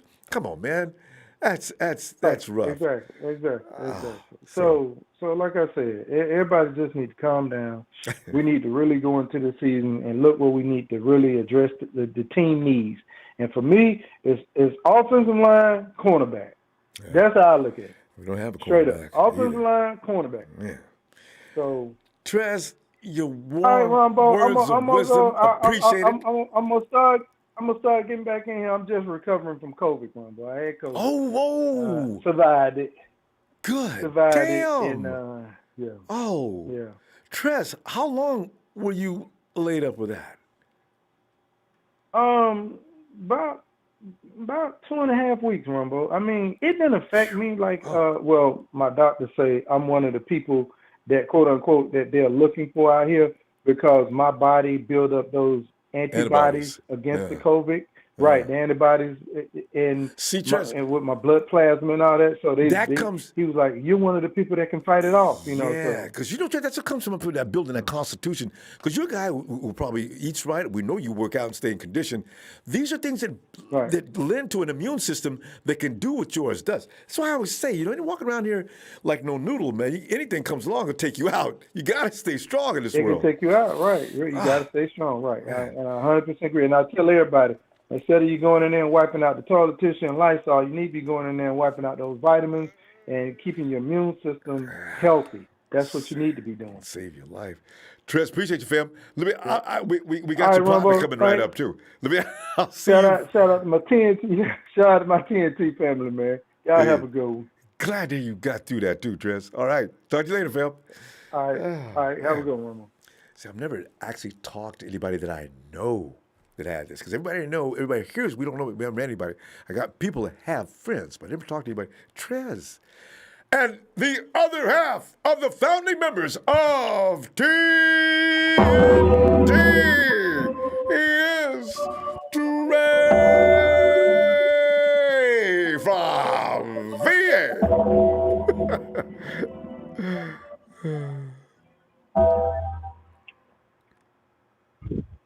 Finally. And I do. Finally. Brother Ronbo, how you doing tonight, man? Trey, I'm feeling pretty comfortable tonight, especially after hearing about your partner. And it gave me a boost here, and he got through that drama. It's okay. Let me first of all, just shout out to my pod. Shout out to TNT. Shout out to Trez, dealing with what he's dealing with, Ronbo. I actually couldn't believe what I was hearing until I actually just heard the end of it, because that's what that was. He's recovering from the medicine. People don't believe anything that he just said about what he said about Jimmy G. That is unacceptable. He has a fever and a headache. He needs to be in bed. It's 12:30 on the East Coast over here, Ronbo. He should be in bed. I love you, partner. No, sir. No, sir. No, sir. But Ronbo, here's the thing, Ronbo. I'm not gonna. It's actually embarrassing what I heard tonight. The celebrating, the backslapping, the high-fivery that was going on here. It's embarrassing, Ronbo. Did we win a game? Did we do something, Ronbo? No. You know what we did, Ronbo? We didn't upgrade. We didn't get better. Teams are getting better. You can say whatever you want. Jared Goff is not better than Matt Stafford. Nobody's going to get me to believe that. Would you say that, Ronbo? So did the Rams get better? Well, yeah. Okay. I need to see what he looks like. Shanahan. Hold on, time out. Shanahan got here in 2017, Ronbo. We've missed a lot of opportunity. You know why they're not going to trade for Deshaun Watson, Ronbo? You know why we're not going to get him? It's not because he's not great. No. It's not because it costs too much. It's pride. Let me explain to you why it's pride, Ronbo. They're not going to trade the house for somebody they could have had in 2017. Because that would be... That's a good point. Yeah. That would be admitting that you blew it. That's true. It's over, guys. We're not getting thought about that. We love him, but it's not gonna. No, they're gonna admit they blew it. But the other part of the pride, Ronbo, is this: Jimmy G's gonna get them fired. I'm saying it now. Not next year. Not next year. Sometime not soon. Next year. The year after that, Ronbo. Ronbo, you can't have four. You can't, because you can't have 4 out of 5. Because he's not gonna be on the hot seat next year. But you can't have 4 out of 5 losing seasons. You're banking on a guy that plays 48% of the time. Ronbo, 23 missed games. 48, that's half the games, Ronbo. Let me ask you a question, Ronbo. If you paid for a service, if you went to work, can anybody go to work half the time and still get all the money, get all the expectation? No. We don't say that the guy sucks. We're not. Hold on. And all we're asking for are people that play. People say Kirk Cousins sucks. He plays. He plays. That's all we said. People say Matthew Stafford sucks. He plays. He plays. We just want competent quarterback play. People say 24-8. That's cute, and that's cuddly. But when we need you to make a play, are you clutch? Can you throw outside the numbers? Can you throw a deep ball? But let's get off the Jimmy G train. Let's not do that, because I know that's what everybody wants to talk about tonight. But that's a dead horse, and the reason why that's a dead horse is because Kyle wants to stick with him. But can we get some offensive line protection? Can anybody explain to me why in 2017 we needed a center? And in 2021, we need a center. We went through 3. You know, this is the thing about the 49ers, and I really wish they would move out of Santa Clara. I think it's that stadium. Nobody We need a suffers right the amount guard, of injuries Rambo. We need that a we right do. guard, Rambo. If We you might want to get one. keep Jimmy G and build up the offensive line and draft a rookie quarterback, I'm cool with that. Right? Not really cool with that, but I understand what you're looking at. But here's the problem that I have with that. We need to address it. Kyle Shanahan can't keep going with these bargain basement Persons and these Brunskills, these AAF guys. Like we have to get some quality offensive linemen. Luckily, Alabama has two guys that we should look at: Alex Leatherwood and Landon Dickerson. All American. I like that. Big boys. That center. He's athletic too. He got hurt though. That's what this offense calls for, is an athletic center. Everybody's talking about Alex Mack. He's 35 years old, people. He's 35, okay? You talking about these old quarterbacks. Who needs an old center? Probably can't pull that much anymore. So let's invest in the offensive line. Let's invest into this team. Let's do a few things, because brick by brick only means that if we're filling holes and needs. And right now, some of the holes that we have, we're still talking about quarterback from 2017. We're still talking about receiver from 2000. Do we have a receiver, Ronbo, past Ayuk and Debo? No, that's why I've been complaining so much about Jimmy getting all the emphasis. No, it's not just about Jimmy getting all the emphasis, Ronbo, but we want him to play. Well, I'm paying you good money. Good money, Ronbo. Good money. But shout out to everybody. Let me just say this one more thing before we get up out of here, Ronbo. The one thing that I would like for my team to do is be aggressive. Be aggressive, Ronbo. We need to move up in the draft to get the quarterback we want. We can't wait till 12. You're not going to get the guy you want at 12 this year. Yeah. If you're going to stick with Jimmy G, at least move up a little bit. We got, 3 extra third-round picks? Yeah. 11 players aren't going to make this team. Package it up. 11 players aren't going to make this team, Ronbo. So just think about that. We need to be aggressive in the draft if we're not going to be aggressive in free agency and trades, because the people around us, Ronbo, we're the worst quarterback situation, and the problem is that we're not doing anything to get better. We're just saying run it back one more time. That's not good enough in the NFL. You know what? They're going to get a quarterback. I don't know which round, but you're right. That is something that definitely needs a little more attention. Have you seen some of the quarterbacks that they're projecting after the top 4 goes? You're probably lucky to get a Kellen Mond somewhere. You're lucky to get a Brock Purdy maybe in the later rounds, but we got to stop doing that too, Ronbo. We are a Super Bowl team held back by one position. You know, Steve Young knows what he's talking about. Jeff Garcia knows what they're talking about. And would you call them Jimmy haters? No. I'm gonna wait. Jimmy, to me, I could see he's got talent. I want to see if he can stay on the field, and then we'll talk later about that. All right, we're out of time, man. We out of here, man. All right, man. So look, I'll see you next time, Ronbo. Hey, shout out to TNT. We don't all have to agree. That's the beautiful thing about it. I think my brother is a little bit, on the recovery method, so he was thinking about Jimmy. No, I want to speak for TNT. No, I'm joking. No, we all have different opinions, man. But shout out to you, Ronbo. Shout out to the chat. Shout out to the haters. They were in here before you were, Ronbo, talking about TNT. How about that? They have no life. Terrible. But give them some love. Talk to you later. All right, fam. Night, Trey. Peace.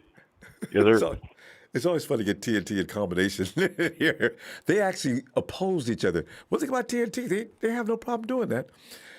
That's all throughout their group.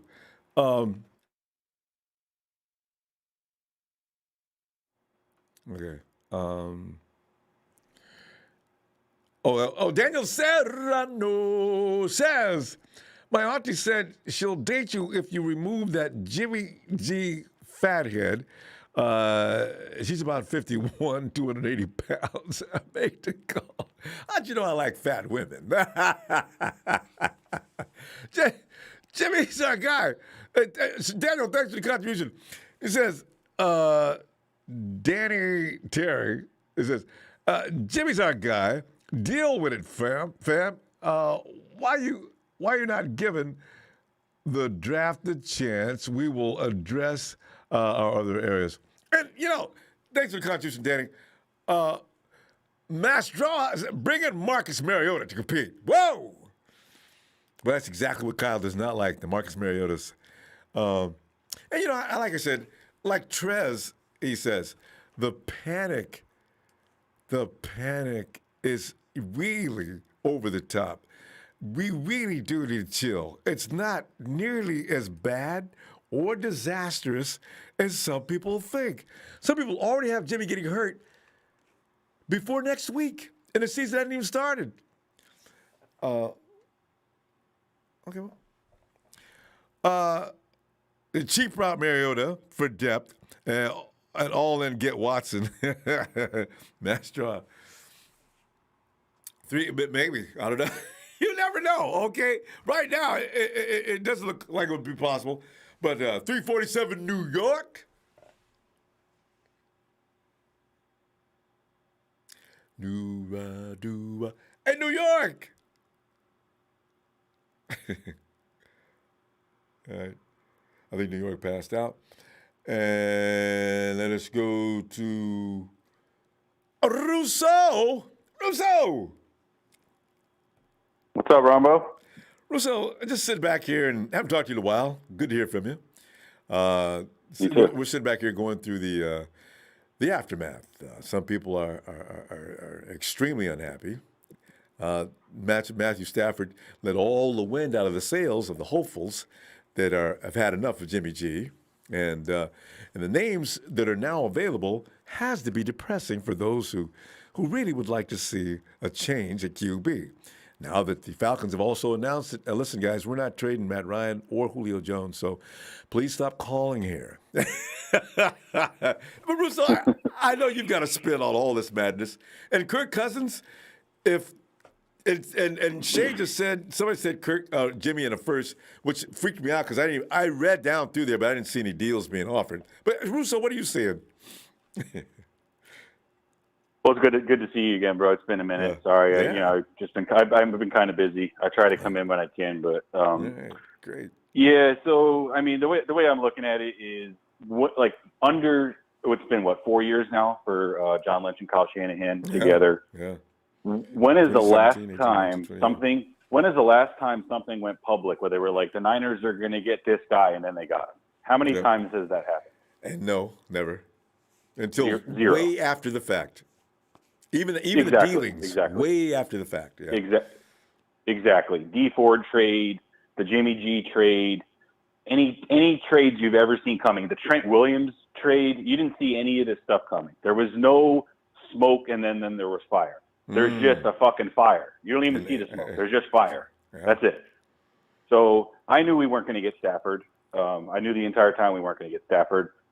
So for that, I mean, whatever. I mean, that is what it is. Like, there's really no reason to spend time talking about something that didn't happen, right? That's how I look at it. But I want to reference back to my buddy Trey here for a second, who what he just had to say, what his stance on Jimmy, about the things that he says about Jimmy, and he's so confident that Jimmy isn't the guy. But I recall me and him had a private conversation last year. It was after the Washington game, the really rainy Washington game. Remember that we won 9-0? Yeah. Well, that was okay. And I remember that night he told me that Jason Verrett is done. He should be out of the league. The guy is horrible. He's stealing our money. And now all of a sudden the guy looks like a Pro Bowler. He's finally healthy. He finally played a full season. Yeah. And now we will be lucky to have him on our team next year. Oh, ain't that the truth? It's scaring me to death. Okay, so this is what bothers me when you have guys like, okay, so Jimmy G is not Patrick Mahomes. I do not think at all he's Patrick Mahomes. No. And nobody is. Okay, right. Just to be clear. I don't even think he's Aaron Rodgers or Russell Wilson. I think he's mid-tier quarterback. I think he's in that 13 to 17 range on a good day or a bad day. That's where he's actually ranked. My point. Okay, yeah. So my point is, let's just say the Niners made the trade for Stafford. They couldn't find a trade partner for Jimmy G. They released him. He went to Chicago, and he's got a good defense. They re-sign Allen Robinson. They get someone else in the draft, and Jimmy G goes 12-4.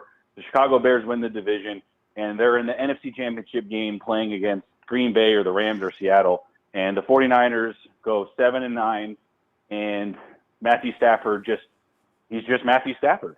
He is exactly what he's been advertised for 12 years, and you gave up on Jimmy Garoppolo because the dude's been hurt, right? Yeah. So I'm not advocating let's just go all in on Jimmy and we're just Jimmy or bust. This team needs to get a number 2. They need competition. They need a Mac Jones, Kyle Trask. Agreed. Brock Purdy, that's somebody that Trey just mentioned. That's a guy that I like a lot. I think you can get him in the third round. But I'm looking at it from the other way. Like, you can't just say that these guys are done and just give up on these guys. Like, I think that Jimmy has shown enough when healthy that he is capable of winning a Super Bowl. They were up 20-10 with 8 minutes left, and we had the ball and we lost. And nobody remembers that. You can't. Yeah. You can't tell me Jimmy lost that game, okay? Because there's not one single player on the entire 49ers roster, other than Tavarius Moore, that did anything in the fourth quarter to try to win that game. The coaching sucked.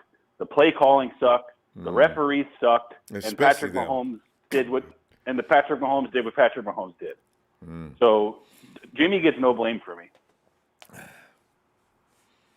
I don't know. I get a little upset when I see like people so quick to throw people under the bus, and they just kind of, I understand it's sports and it's about the team. It's not about a single player. You don't get married to a player. I completely agree.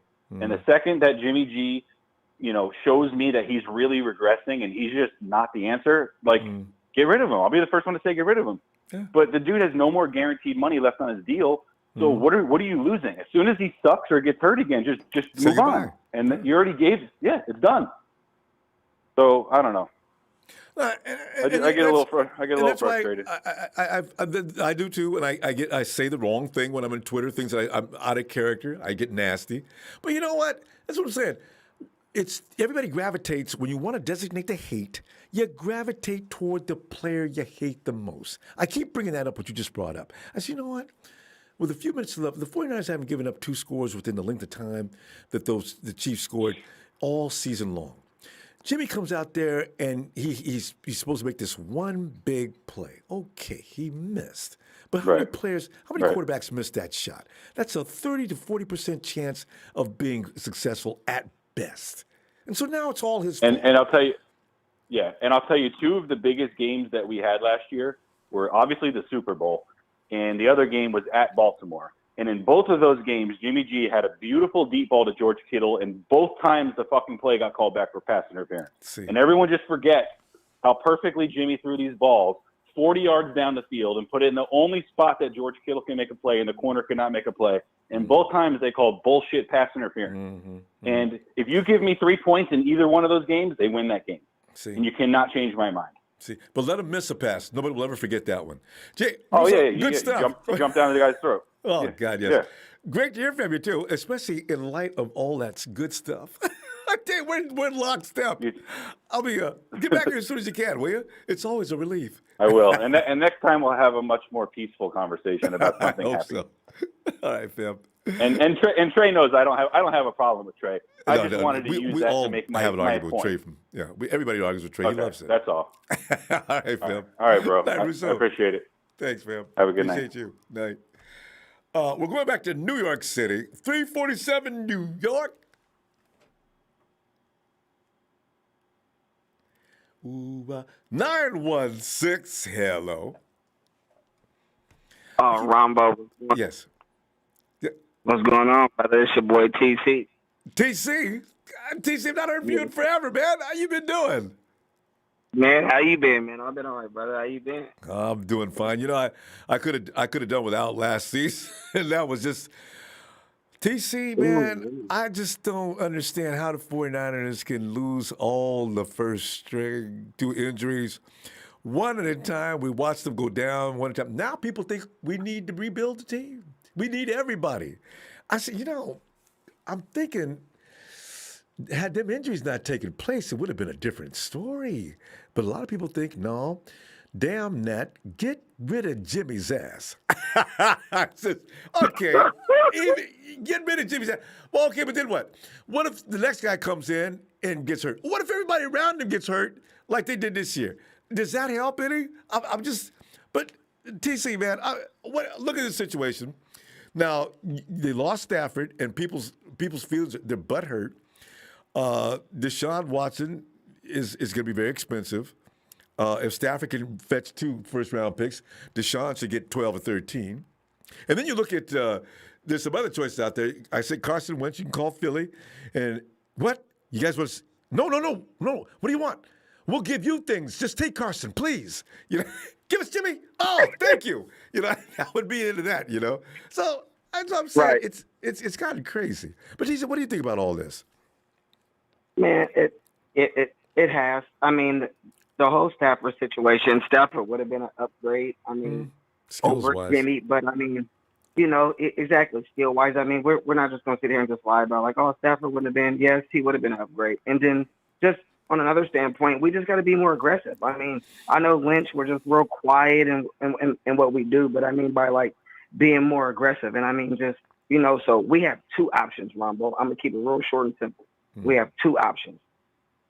Deshaun is going to be pricey, but he's not going to be pricey either. We're sitting back, watching that situation, and we're going to be aggressive, throw him a couple first-round picks, and anybody but Fred Warner and Nick Bosa. if they're talking about players, and it can't get too crazy. That's one. The second option is to trade up and reconstruct Jimmy's contract. We reconstruct his contract, and we trade up, and we get a young quarterback who we want to get, and we can trade up within the top 5. Who is at Atlanta and 4? I think we can give them a first round, our 12th, a third round this year, and some weird pick next year, maybe a 5th or a 6th, and they bite, and they give us a 4th round pick, and we'll be able to get our quarterback and let those two guys duke it out. Rosen, Jimmy, and a youngster. Those are our two options. If we don't do that, then we're dead. I can't say Kyle and Lynch will be on the hot seat this year, but next year for sure. If they don't get this quarterback situation together, the cockiness and the not being aggressive and just the passiveness and, hey, we're in here like poker. Here, I call, and then at the end you fold. We can't keep doing that. We can't keep doing it. Like a lot of callers tonight, yes, out of the last, 5 seasons, we had one. We had one winning season, bro. Those guys, we have to get it together. Those two options, Ronbo. Well, no, those are good points. You can't argue any of them. The 49ers could be a little more aggressive.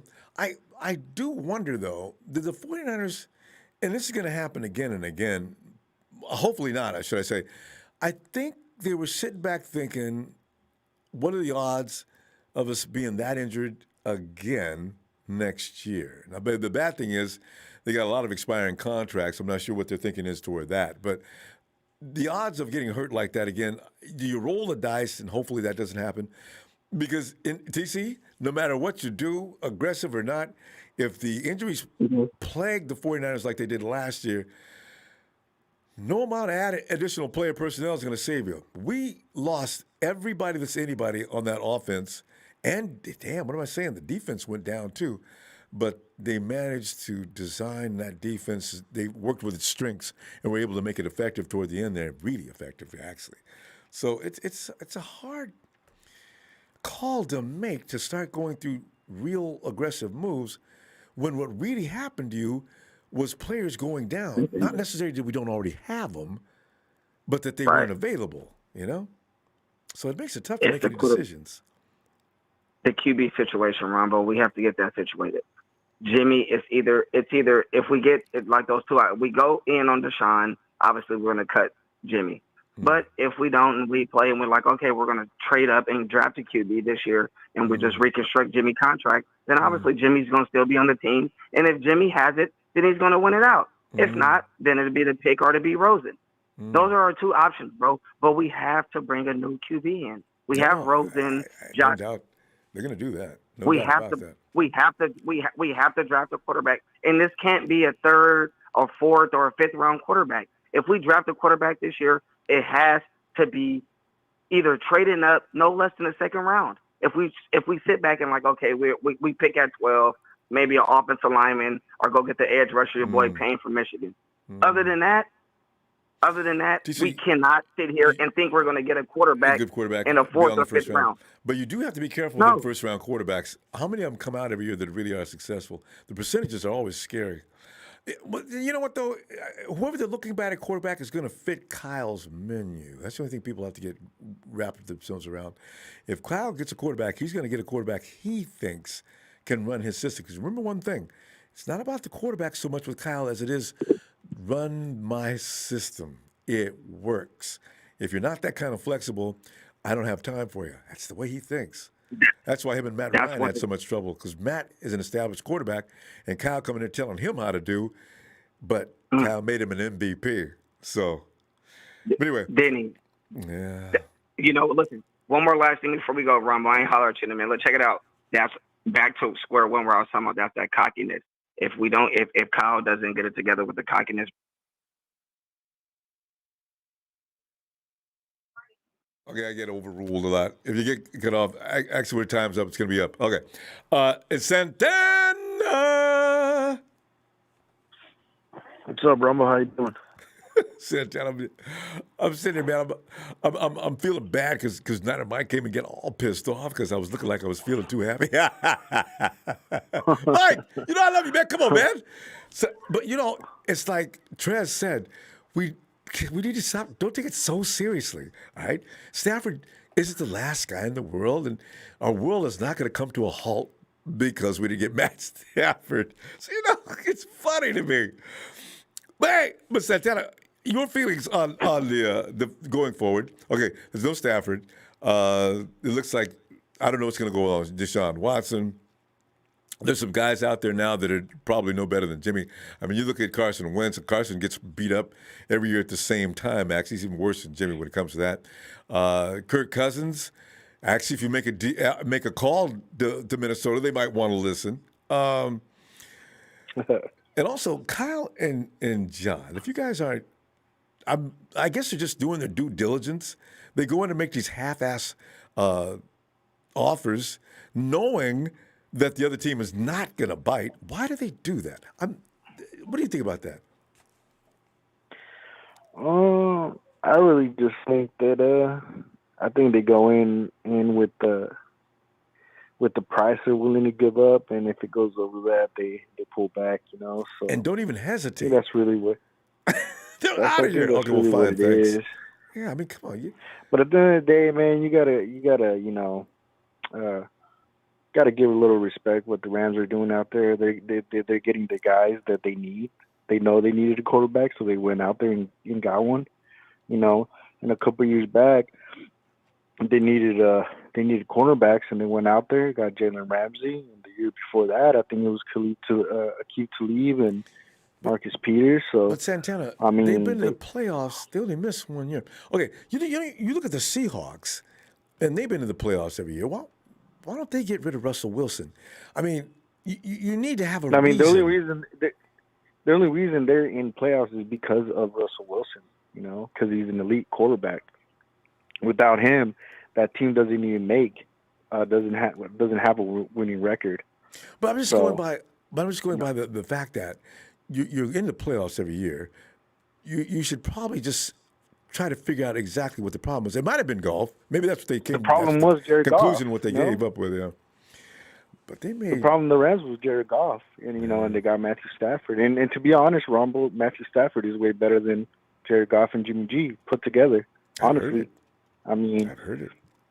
I mean, if we think that he's going to go out there and not ball out, we're delusional because he's a stud, and him pairing up with McVay. Pairing up with McVay, man, it's going to be a different team, totally different team for sure. But I need to see it first. Because I've seen a lot of players come over. I mean, Brady didn't even look like Brady. Oh, Ronbo, trust me, you're gonna see it. I mean, I like Matthew Stafford, and I've seen a couple of the games, and he can make some throws that you're just like, damn, wow, Oh, he can play. I have no doubt in my mind that he's gonna do good with the Rams. But right now, Matthew Stafford doesn't matter because he's already with the Rams, but. Jimmy G is our problem right now, and I mean, out of 20 years, Rumble, the 49ers have only had 6 winning seasons. Yeah. So that's pretty bad, Rumble. In 20 years, we've only had 6 winning seasons, and half of those, maybe 3 of those, has been like a stretch there. So I mean, it's tough, and it's roster building too. Yeah, I mean, but Jimmy G, Rumble, he's glass, man. I like him, but I feel like he'll probably never reach his potential just because of injuries will always hold him back. And there's in every sports there's always a player that's just injury prone. Sam Bradford was one of them. And in basketball there's players and in basketball you got those those players that have potential but they're always injured. And Jimmy G is the same thing. And it's been already 3 or 4 years with him, and he's only given us one, so it's just tough. But I mean, at the end of the day, look, if we move forward with Jimmy G, Ronbo, I mean, you better get us an insurance plan, get us another quarterback, a decent one that can at least do what Jimmy G can do. Don't give me a CJ Beathard or a Nick Mullins. Give me a decent quarterback that we can compete with. And I mean, for me, Ronbo, I mean, we can go in the draft and get one, but at the end of the day, you don't know where you're getting in the draft. We don't know Mac Jones and Kyle Trask. And I'm not really, and honestly, I'm not willing to give up the first round for those guys because I'm not, I've seen them and they don't really convince me. And I mean, the only players that I would maybe trade for, Ronbo, to make a safe pick, we're not going for Deshaun Watson or for these other quarterbacks. I mean, honestly, for me, a lot of people are not going to like this, but for me, I'd call it the Jets and give up a second round for Sam Darnold and have him as a backup quarterback. And that's the honest truth, Ronbo. I mean, that's the safest way to go. He's better than what we got, or had, should I say. Yeah. No, look, and he's only going to cost $2 million, You have Jimmy G. If he wants to restructure, you get a Sam Darnold, and then you have Josh Rosen, and then now you have 2 former first-round picks in your QB room. You have those guys battle it out for the second, QB, and then you have Jimmy G. And if Jimmy G does good, then that's good. Then when Sam Darnold's contract comes up, you don't have to pay him big money. You can just give let him walk. Low amount of money or and trade. sign him off for long term. And what's up? We're out of time. We're out of time. All right, Ronbo. I'll be back Friday. I hear you. It's good stuff. You made a lot of sense. All right, fam. All right, man. I see you. See you Friday. All right. Hey, John. Ronbo. John, it's that night when celebrating is frowned upon. Now you got me scared. No celebrating, John. I don't know. I really see something in Jimmy G, and I want to see it out before I see him say goodbye. So I'm guilty. I was celebrating. Although, it's like Russo said, though. When's the last time the 49ers let it be common knowledge out in the streets of what they're doing? The 49ers keep very quiet about things, and you don't find out until afterward that they were even involved. So, like Russo says, I was kind of comfortable and should have known. The Rams are their stuff's always in the street. So, them getting Stafford probably should have been expected. What are your feelings on this? Well, first of all, I'm not happy. I'm not happy because Jimmy G's the quarterback. I'm not happy because Matthew Stafford's not the quarterback. One thing that I've been waiting, listening to a lot of people, Niner Mike, he's becoming, like famous to me because, I keep hear that. That dude, I don't know if he's angry or if he hates Jimmy G or if it's that Italian. I'm half Italian. We are hot-headed. Yes. It's how it is. And then TNT, I don't know who they are, Yeah. You know them probably better than me. Trade interest, yeah. Known for a long time. It's so funny that we have these people in these conversations. Jimmy G is trash. He's garbage. He wins 73% of the time. He's also hurt. 73% victory. He's also hurt. I'm a big critic when it comes to players who wear the 49ers uniform. And I've been probably the most critic when it comes to Jimmy Garoppolo. And yes, Jimmy Garoppolo has to do, like if I was the GM, I'm going to tell him, hey, I'm going to restructure your contract. You don't want that? I'm going to ship you back to where you're from, Chicago. Okay? Like it or not. We're not going to get Deshaun Watson. Okay? And it's so funny. Everyone's talking about why do the Rams give up so much picks? Well, guess what? Inside source from a league official. They were doing everything they can to get that dude out. And they say, hey, Lions, we're going to give you a lot of picks, and we're giving you a quarterback, and we'll take your 33-year-old quarterback. Okay? It's so funny. It's so funny how I've been listening to a lot of things, and, I know this is like real talk. This is serious. I'm a person who tries to keep my personal and emotion, in check. But I'm going to say this. I'm not happy. I'm going to be happy once the season starts. It doesn't matter what happens in free agency. It doesn't matter what's going to happen in the draft. We're not going to draft a quarterback in the first round. We'll probably get a corner or a offensive line player. In the second round is probably the earliest they're going to take a quarterback. Yep. And if they do wait in the third or whatever rounds, there are some quality quarterbacks. The Senior Bowl happened on Saturday. No one's talking about this kid from Notre Dame. He's short. He's 6 foot. He has a good arm. He's like a Kyler Murray, Russell Wilson type of dude. But he's going to be at the bottom of the draft. So it doesn't matter what's going to happen at the quarterback position. At the end of the day, as a 49er fan for like 2 decades, I can say this. The 49ers are never going to make me happy because there are things that I do believe they should do. They're not going to make you happy. They're not going to make a lot of people happy. It is what it is. And if we're going to be just saying, Jimmy G sucks, Jimmy G sucks, well, guess what? You suck, okay? Stop talking about Jimmy Garoppolo every time you're on the show. What's so fun about that dude, okay? It's like, oh, yeah, he sucks. Why do you keep, thinking about the dude all the time, It's so funny. We have a lot of needs. And I will say this, Kyle Shanahan, he's going to be on the hot seat because if they lose another losing season, that's what I'm trying to say, a losing season, Jed York is going to fire those 2 guys. So if they're going to keep Jimmy Garoppolo, it is like going to Vegas and throwing the dice. Jimmy Garoppolo better stay healthy, and if he is healthy, he's going to win. So it's kind of funny how, he sucks, but when he's playing football, he wins games. Win. Yes. So make up your mind. Yes. Does he suck, or when he's healthy, he wins games? Gosh, a lot of these people frustrate me every time I watch your show. That's why, as Trev says, you got to learn to relax. Stick to your points. Yeah. And I love the bottom line. Jimmy may get hurt a lot, but when he plays, he wins. And see, John, that's with me. I don't care if he only passed the ball 8 or 9 times. He had an INT, and he still won. And by the way, that happened how many times? 13 times. And he threw quite a few INTs last year, but they still won the game. And people are still pissed off. I say, okay, this is like a weird argument, okay? You're mad about that, but you can't be happy about the win? Okay, what is that? That's why I translate that to hate. It's so funny how, we blame Jimmy Garoppolo, but let's blame Raheem Mostert for having a great game.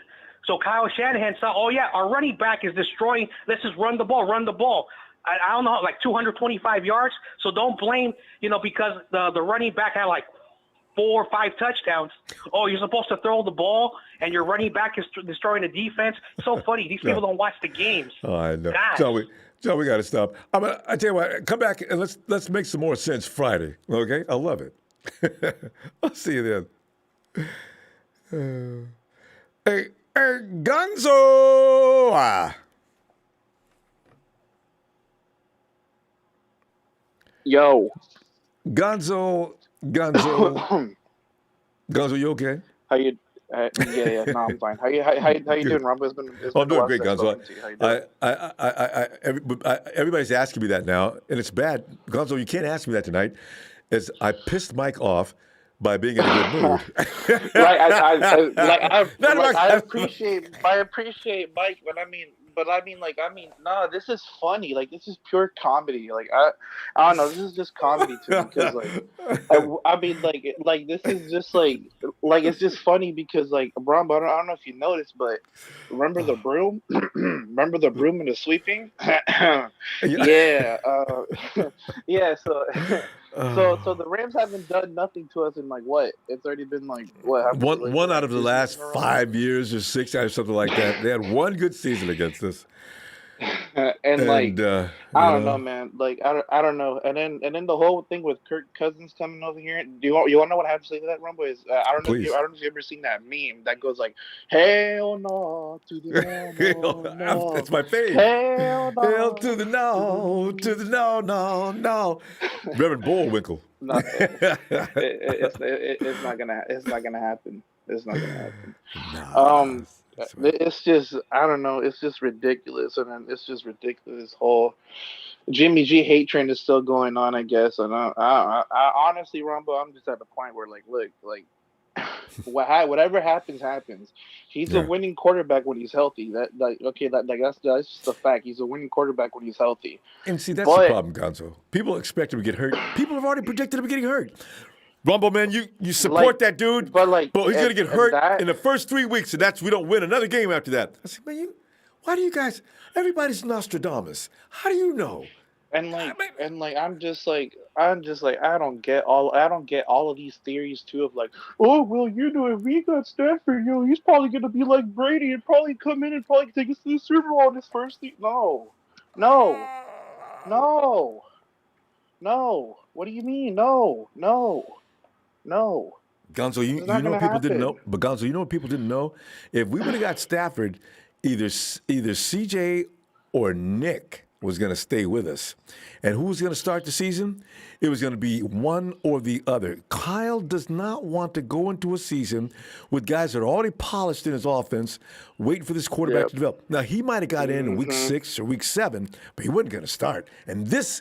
No. Rumble, you know what you're talking about, man. If Jimmy can pick it up, anybody can pick it up. Oh, please. No. That offense is not anywhere as near as easy as you think. That's why I don't understand these theories, because I'm just like you can't possibly know that. You can't possibly know that. And on top of that, too, Jimmy G, his teammates, they love him. They don't hate him. They love him. I don't know if you guys been seeing also, with Kittle and the relationship that they got together. Nobody hates Jimmy. Like, they want Jimmy there. That's why they have good chemistry with people, because chemistry plays a big factor in football. You got to have a good chemistry with people. It's just the way it is. Yeah.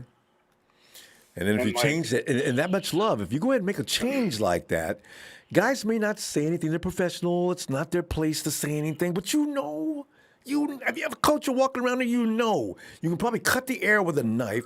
They didn't appreciate this move. And, now what do you got? Now you got potential dissension and guys running around complaining and ruin what atmosphere they had, which is really good. Also now, man, coach just got rid of Jimmy, the quarterbacks that they bring up. Okay, they might have better durability, I guess, whatever. But history says. But how do you know though? Anybody can get injured at any given point. It doesn't matter. You can't predict that. Can't sell that. Nobody believes it. You can't predict that, and it's it's like people over here saying, oh well, Jimmy missed 27 games. He's been injured. He hasn't been doing jack shit, and it's like, hello, he's injured. What do you want him to do? I was like, he can't. I was like, at this point, I'm just like, all right. For those people that talk like that, all right, let's put a jersey on you. Let's make you play quarterback position. Let's see if you get hit in the ankle or in the leg like that. Let's see if you're able to play the next morning.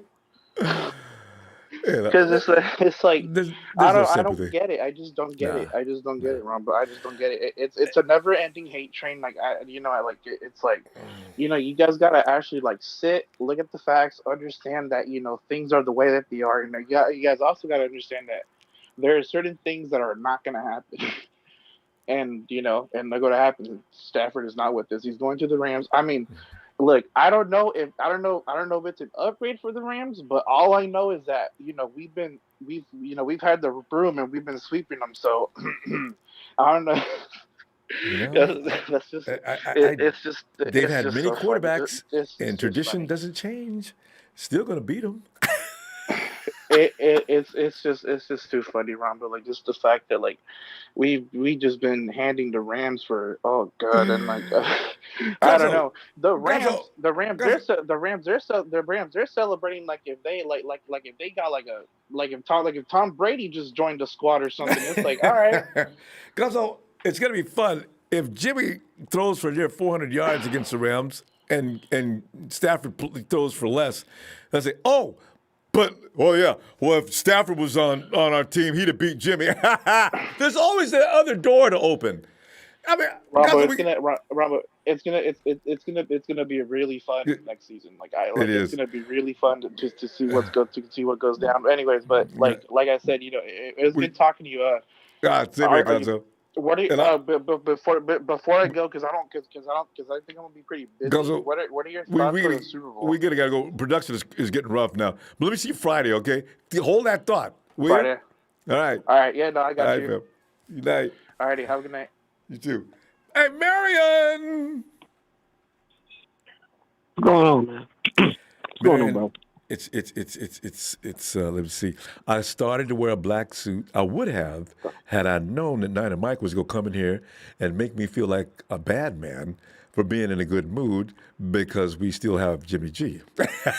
But Marion, some people are in mourning and others are mad as hell.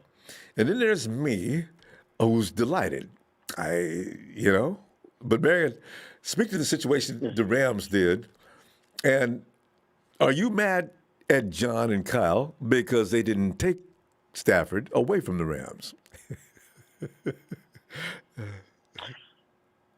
First off, before I answer that question, today is a national holiday. It is your boy's birthday as we speak right now. Super Bowl time, Always remember when the Super Bowl going on. And Marion, my birthday is somewhere around up in there, you know what I mean? And you going to celebrate? Did you put any money on this game yet? Because when I call you Hell no. during that game, I'm going to say, Marion, your team is ahead. How much did you put on this game? I ain't betting. I ain't betting on no. I ain't betting against no Tom Brady. I tell you that. I know, right? You know what though? I can't imagine. But you're right. Why would anybody bet against Brady? He's been there, done that too many times, and he's got Le'Veon back. He's got everything he needs out there. Here's the thing about that. You can't bet against Brady, and you can't, when it comes to Patrick Mahomes, if he's down, he always find a way to come back. So it's a lose-lose situation.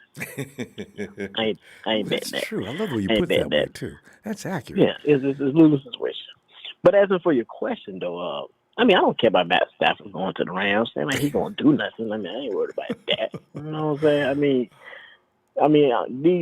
saying? Everybody who got on this show talking about how they hate Jimmy G and all this here.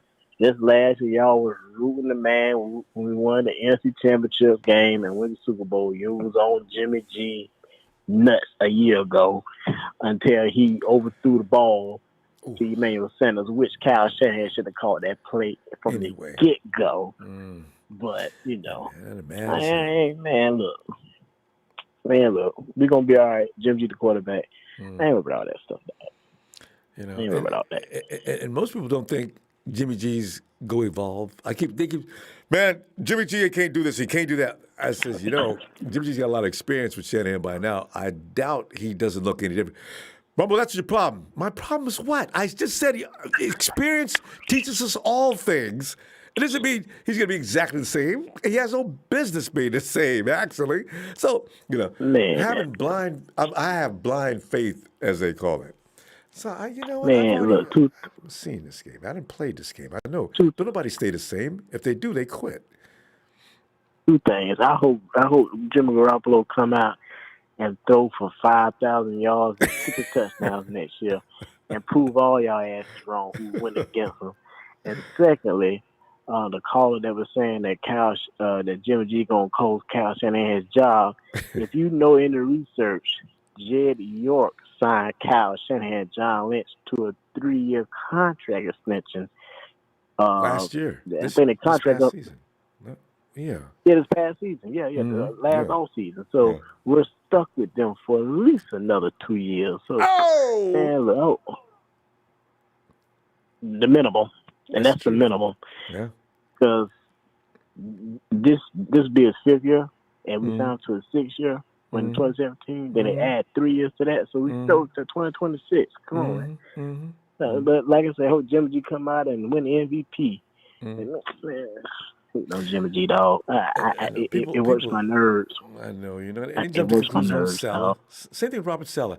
I told people, Trez just talked about it. I said, man, you wait till Saleh gets some players, man, before you decide to judge him. If you don't get done now, he's going to get fired next year. I said, okay. You know, people don't have patience, man. Some people want things to happen right now.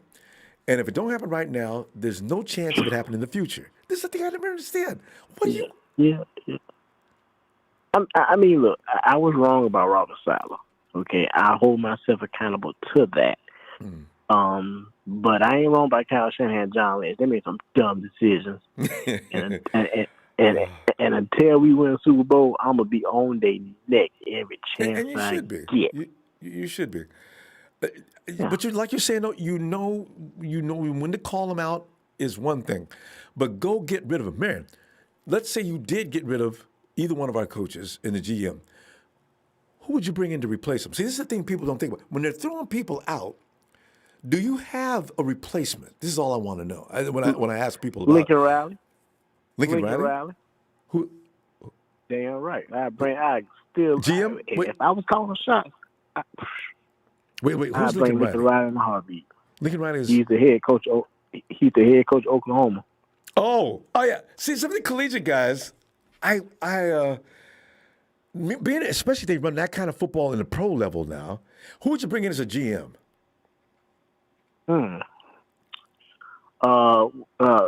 Louis Riddick. Yeah. Do you think him and Lincoln could get along together? See, this is the thing. Why Jed hired Kyle first and asked Kyle to pick out his GM because he didn't want that Trent Baalke, Jim Harbaugh situation anymore, right? So, all right, who would you choose to be your GM? I want to know because I'm sick of the fighting I had to go put up with the last few years. Whoever you pick out is going to be somebody you can work with and get along with. So, Jed's smart about that. Jed, Trent, boy, damn. I mean, and quickly, I think that with John Lynch being a rookie GM, he made a lot of mistakes, especially trading draft picks for players who was on the last year of their contract. He has done that each year since 2017. And that's something that we have lost a lot of draft picks over that. Now, granted, the Rams used their first draft pick on Jeff Goff in 2016, and they traded away all their first rounds since then. And then they've been in the playoffs 3 out of 4 seasons. Yeah. So, I give him credit. Marion, Marion, before you go, let me give you the patented, uncomparable, never to be mimicked Ronbo Sports birthday song. Are you ready? I'm ready. Let's go. Happy 2021, back to the Super Bowl time. It's Marion's birthday. Happy Niners birthday, Marion. Happy Niners birthday to Marion. Happy Niners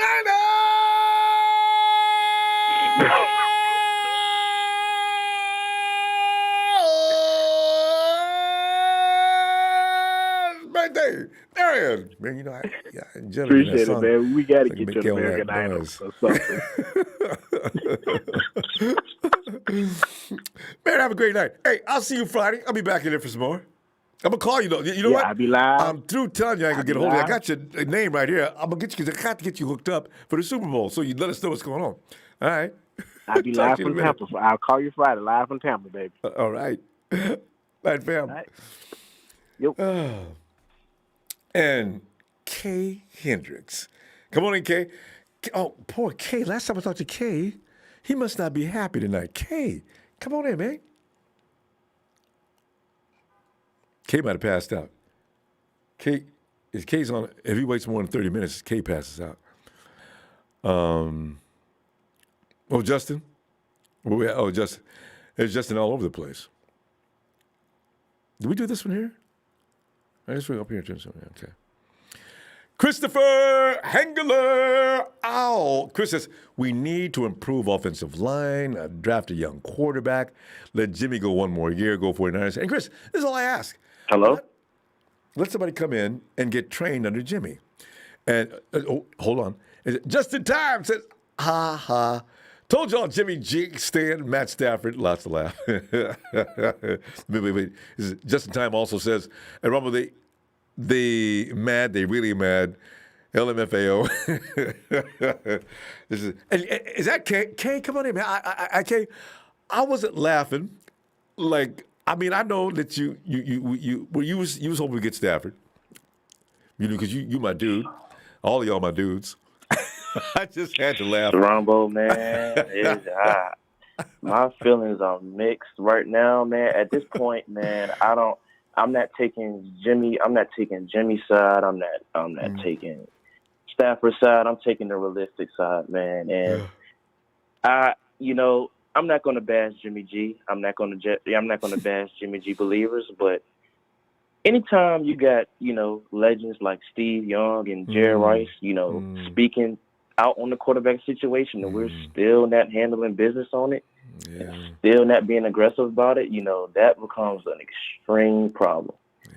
And, I trusted in Jimmy at first, y'all are correct at the part when y'all say that, he wins games and, his record is high, but, none of that stuff matters when you constantly get injured, man, And when I said last week, when I said we set the bar low for him, I pretty much mean that, because anytime you're available one out of 4 seasons, man, that's true. I don't want to, Robert.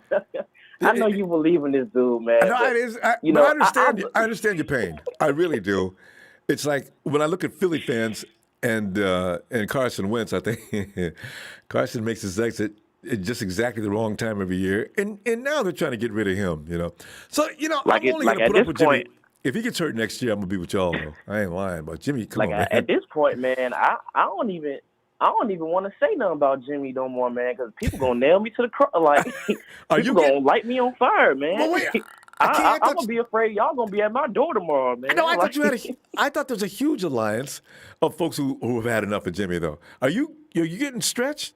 I mean, I can't believe I find a person here and there that believes like I do, and think that accidents will happen, but it doesn't necessarily mean it's going to always happen. So I keep hoping that he doesn't get hurt anymore, and he might not.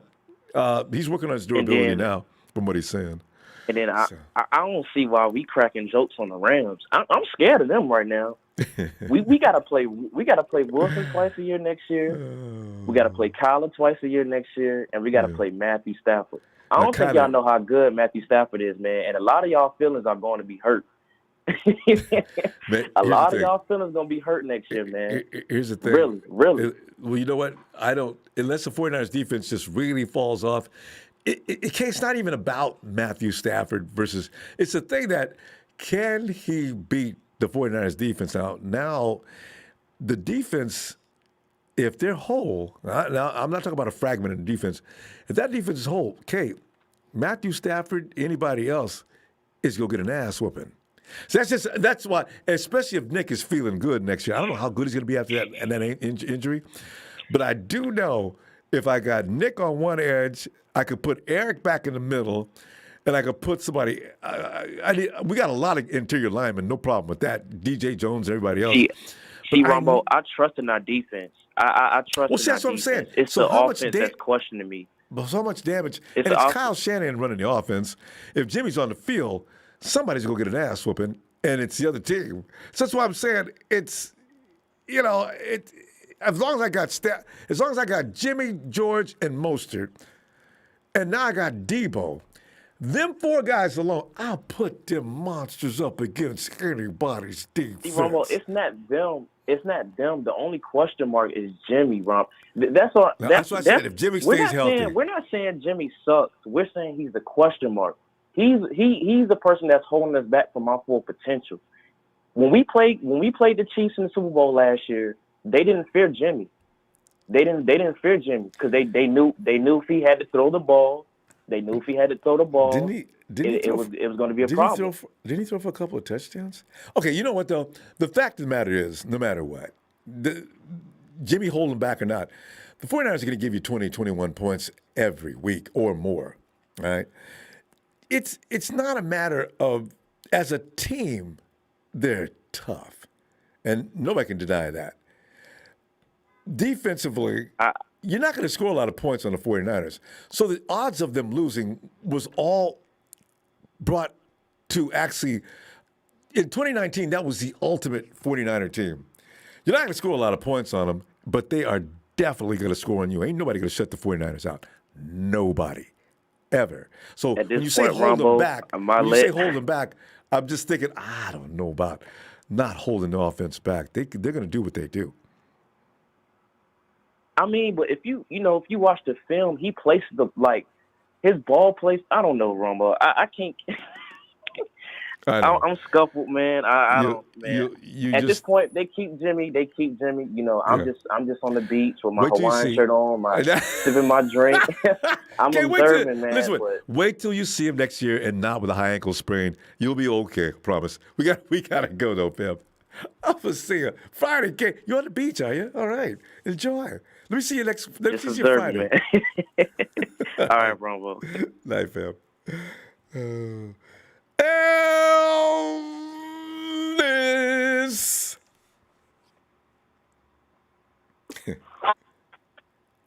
Ronbo. Ellis, here we are. We're parked out in front of the burger joint, and I got a bag of them In-N-Outs. I got about 8 of them here, and I'm going to just sit back and relax like I have been doing. And as I bring up Niner Mike tonight, because Niner Mike represents a contingent of people that are very unhappy. And y'all are my brothers, man. I don't want you to be unhappy. But I can't help but to laugh, and Mike called me out on it. I didn't know anybody was going to get that upset about it, or I would have came in here laughing, you know. But I didn't know that the Rams were going to pick up. I really didn't. I didn't know they were going to pick it. I saw it being mentioned, but I knew it was going to happen. And now people have said, y'all laughing, but Rams go kick your ass now. I mean, Ellis, you could be on the same page. Are you scared of the Rams now? I mean, did we make a mistake by not giving up getting Stafford and making sure the Rams don't get him? Would it have been a strategic move to go ahead and get Stafford for no other reason but to keep the Rams from getting him?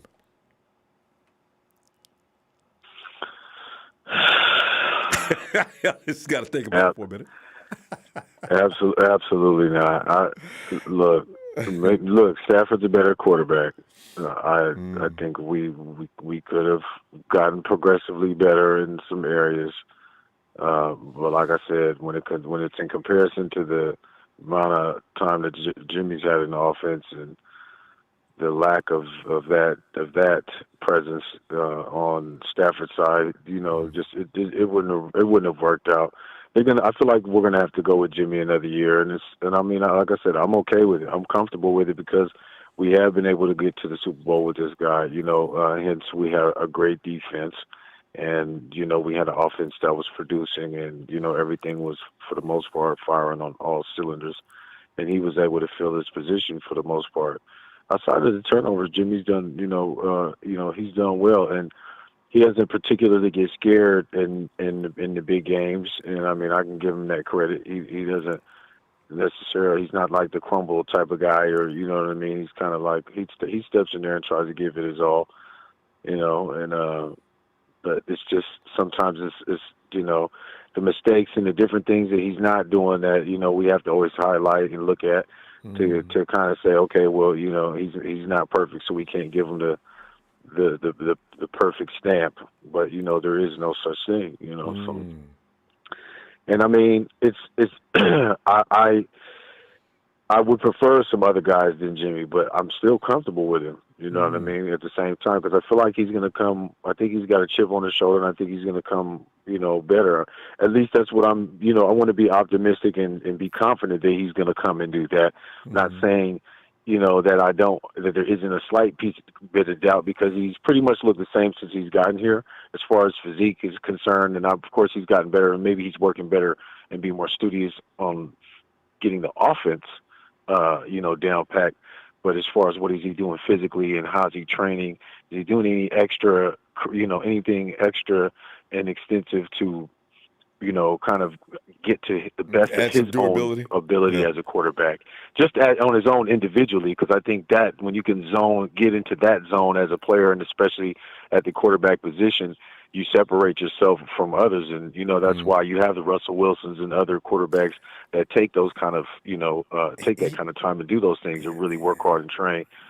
Not saying Jimmy's slouching, you know what I mean? I'm not saying that, but I just don't see the change. Like, damn, he looks better. Damn, look, his arm's stronger. Look how he's doing this and doing that. So that's why I'm hoping that's what we're going to see, come out of Jimmy, because at the end of the day, going through the quarterback controversy and mortgaging our future and doing things like the Rams. I mean, the Rams have had more playoff appearances than us in the past few years.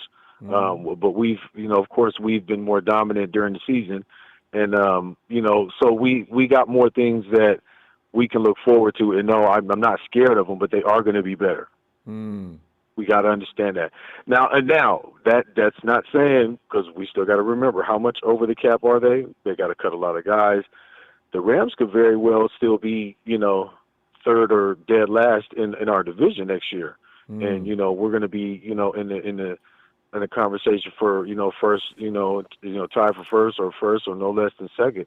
That's just in my opinion. I don't think the Rams are going to be at the top of our division. Because you got to remember, the Cardinals are going to get better, and I just with the 49ers, it's just, can we please stay off the IR? I mean, that's the biggest issue with the 49ers. It's not so much talent; it's, can we please stay the IR? We are going to lose some talents, though. That's going to be something interesting. We're going to have to keep an eye on between now and when the season OTAs and everything gets started. That's going to be very interesting. Who is it that we're going to lose? But I heard there's a lot of teams, though, Ronbo, that are over the cap, like by way over. At least we're under. And we're actually in the positive, but we just don't have that much. And of course, we got a lot of guys that we got to resign. We got guys we got to drop and all that. But I'm just saying we're in a fairly good space in position right now, and I think that's it's good that there's been some future planning going on by the front office, and just making sure that we're in this kind of position, hence what is going on, and preparing for this drop in the salary cap, and the guys that we may potentially have to sign and cut and what have you. Emmanuel Sanders may be coming up open here pretty soon. I don't know what's going on with KB. I don't know what's going on with KB. I would love to see KB again, but we got some things out there, man. We got to get Ronbo, check your Instagram, fam. Oh, that's right. When you get a chance, check your DM. I've been DMing you. I'm gonna get it. I'm trying to do like 100 things here. I'm gonna get it, though. I want to see what you're talking about. But I sent you some guys, some good players, man. They got some good players that's coming up in this draft, man. I feel like we're rich in picks, and so I think we really need to take this time and fill it up. I would like to see Kyle Pitts, though, fam. I'm gonna be honest with you. I think we can get cornered. We can do all kind of stuff, but I still like Kyle Pitts, man. You should. We're going to have to continue fighting. There's projections all over me about Top 3 offense, nothing less. We give Kyle Pitts, gentlemen. Ladies and gentlemen. Peace and love, brother Ronbo. Hey, I appreciate you always, fam, for the same back at you, for the platform, and all right. Shout out to the Night of Faithful, y'all. Thanks, peace and love. All right. And make sure y'all. I see we had 25K in the subscribers. Congratulations to brother Ronbo, 25.1 thousand subscribers. Thank you to everybody in the chat. We appreciate y'all, the whole family and everybody. And let's keep on subscribing, y'all, and spreading the word, y'all. Ronbo Sports. Peace. Thanks, Ellis. All right, fam. Have a good night. And we're going back to New York again, which I kind of doubt is going to have any answer. 347, hello. Yeah, let's not go back there again. Emilio,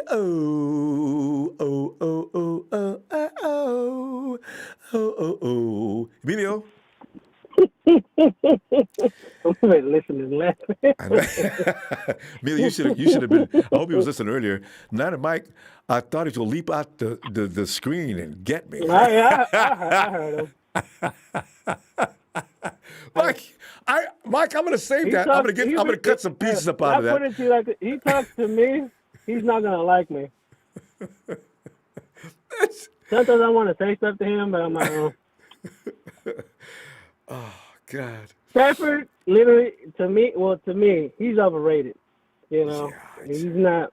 Yeah, he's good. He has played. He's won games, but like I said, I've seen it, and this dude has had a team. I don't want to hear it was mediocre. Dude, you had a team. Why does 11 years? Every NFL team tries to build the best team they can. And he At didn't this have point, he had one of the best coaches. Getting all the He had one of the best receivers. He had a good running back. He had one hell of a team. He just couldn't get it done. He does what Dak does. They have one hell of a team. When the game is on the line, what do? You throw an interception, game's over. See, I don't want to hear it. You think that any better? He didn't even play that good of a division. He was playing against the Packers, and you couldn't beat them. Hey, what do you 11 think years is going to ago, happen that's him right. coming to the West Coast? Yeah. Hey, what do you think is going to happen him coming to the NFC West? Emilio, I'm glad you. Let's look at that division. They sucked for most of the time. They sucked for the most time he was there. They sucked. Hey, it's Detroit. The Vikings were Minnesota. the only. And the Vikings haven't been worth a damn either. The Vikings were up and down. Are you serious? So you telling me this man is going to make us look bad? People talking about they're scared. How about here in the last couple of calls? We're scared. We're going to play Stafford twice. Do you guys forget what division he came from? He came from a crap-ass division. The division wasn't that good. I never even thought about that. It's like Brady in the AFC. I don't see why wouldn't you think about it? The only good team he had to face year in and year out was the Packers. Other than that, it was up and down with the Bears and up and down with the Vikings. Well, no, he's coming to the NFC West. He's gonna get destroyed by the Arizona. He's gonna get demolished by the Seahawks. If the Seahawks get a better defense, it all depends. And we're gonna kill him. Every defense in NFC West is gonna be getting him. Emilio's so right. He is so right. Come on, man. I forgot about that. Show me you can win in this division, then I can give this man his props. But you and me both. Dude, you came from a crap ass division. We gotta wait. Yes. You came from a crappy ass division. No. It's like Tom Brady with all them years. He played in the horrible AFC East. Are you kidding me? And it showed. Like I said, yeah, Tom Brady won all those. Of course, Tom Brady won all those Super Bowls, but come on. He never had to do it. He only had to play 1, 2, 3 games a year. That was tough. And the rest of the season, he just cruised along and lost 1 or 2 games. Exactly my point. So he's not. If everybody thinks he's gonna start just win this division all out or whatever, everybody's thinking about this guy. Good luck. I don't see it. The only way I see us coming again in last if all our players get hurt again. I don't even see it. Yes. We might come in number. Either we're gonna win the division or come within 2 or 3 in our division. I just do not see us coming in last again just because all our injuries now. I can't wait to get back on social media. Emilio just gave me some ammunition to put in my goddamn gun. I'm telling you right now, boy, when y'all see me coming and you start telling me about how good Stafford is, okay, let's look at what Stafford's dealt with in the last 11 years of his career.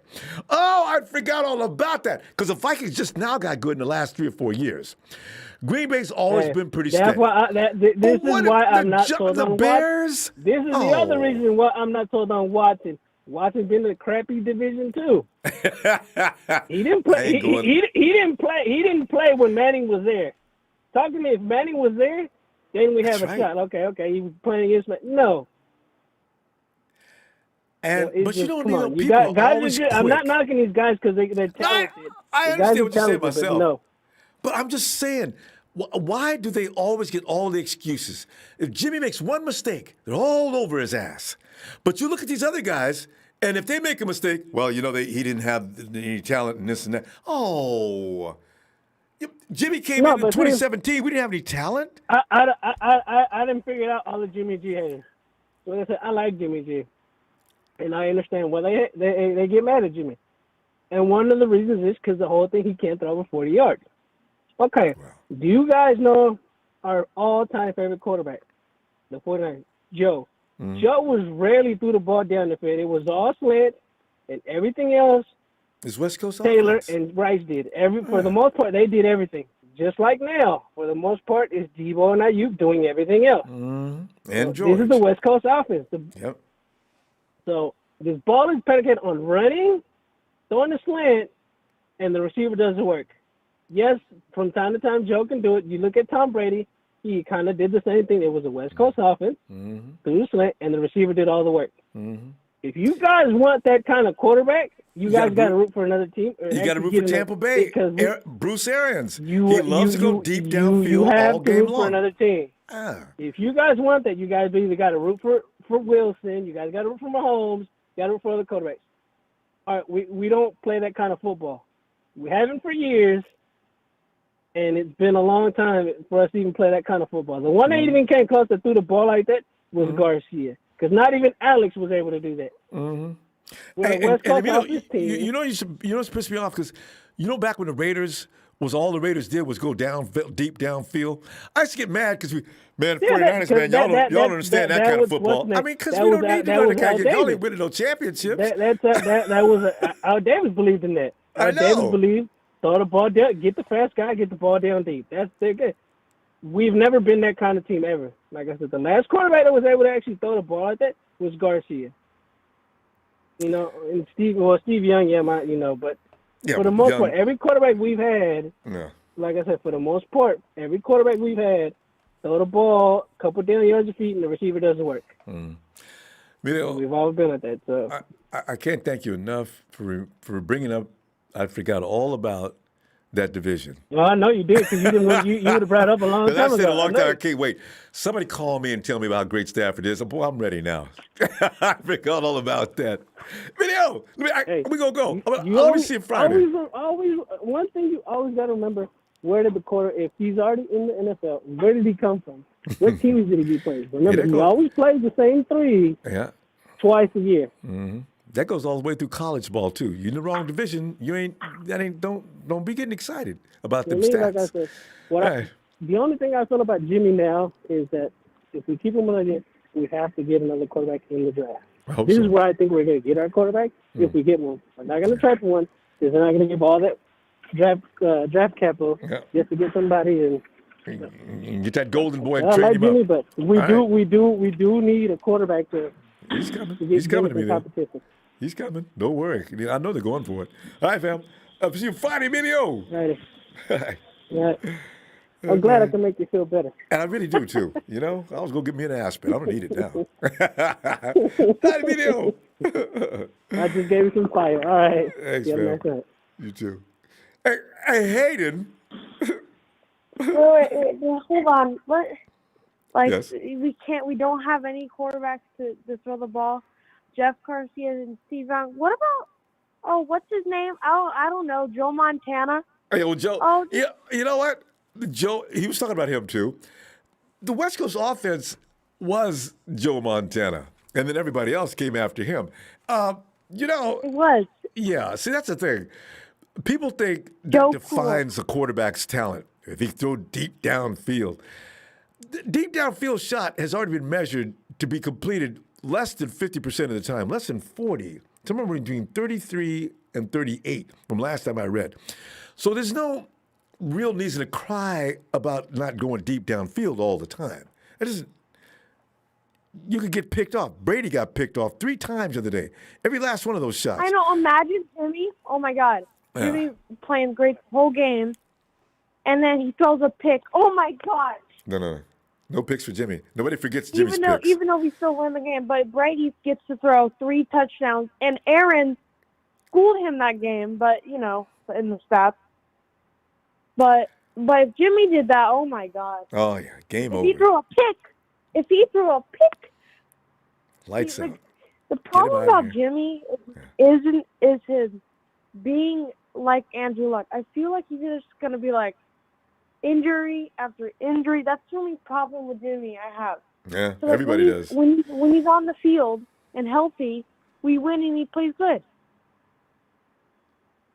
You brought up Andrew Luck. I just realized Andrew Luck used to have his problems too. He was a great quarterback when he was on the field. Why do you think he was known for? And I'm not.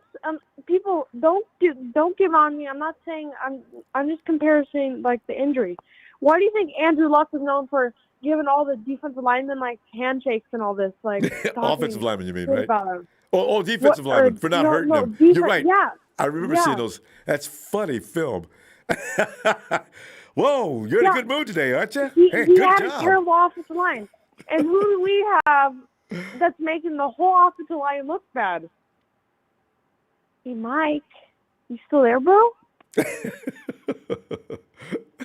now you're making the whole offensive line look bad. You literally got Nick Mullins and Jimmy injured in 17 weeks, so thank you for that. Appreciation for Mike McGlinchey, the Pro Bowler. Well, he thinks he's a Pro Bowler. I don't know. I mean, maybe. Yeah. I love his, I love his media conferences. He always looks like he's pissed off before he even sits down. He knows they're going to ask him questions going to make him mad. I did pretty good. Yeah. Hey, Hayden, let me do this one. Listen, it has nothing to do with my weight. Go to McDonald's and eat a hamburger, bro. Yeah, no. That's him. Mike, and listen, it has nothing to do with my weight, okay? I'm fine. Well, Mike, we're trying to give a reason. You're getting everyone hurt. Like, I remember after the season, Grant Coates posted this hilarious video. It was like the best plays of Mike McGlinchey. And it had like this like old music on. Like, and then with it Mike's was film like, showing. Yeah.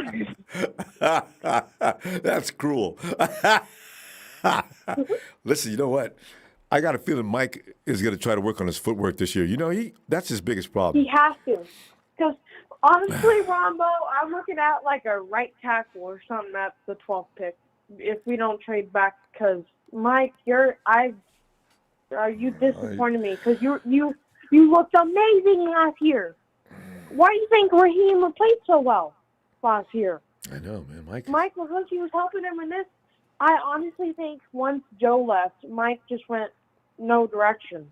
He just was like, he doesn't have no like guide. Because Trent Williams was like, in the beginning of the season, he was bothering me so much.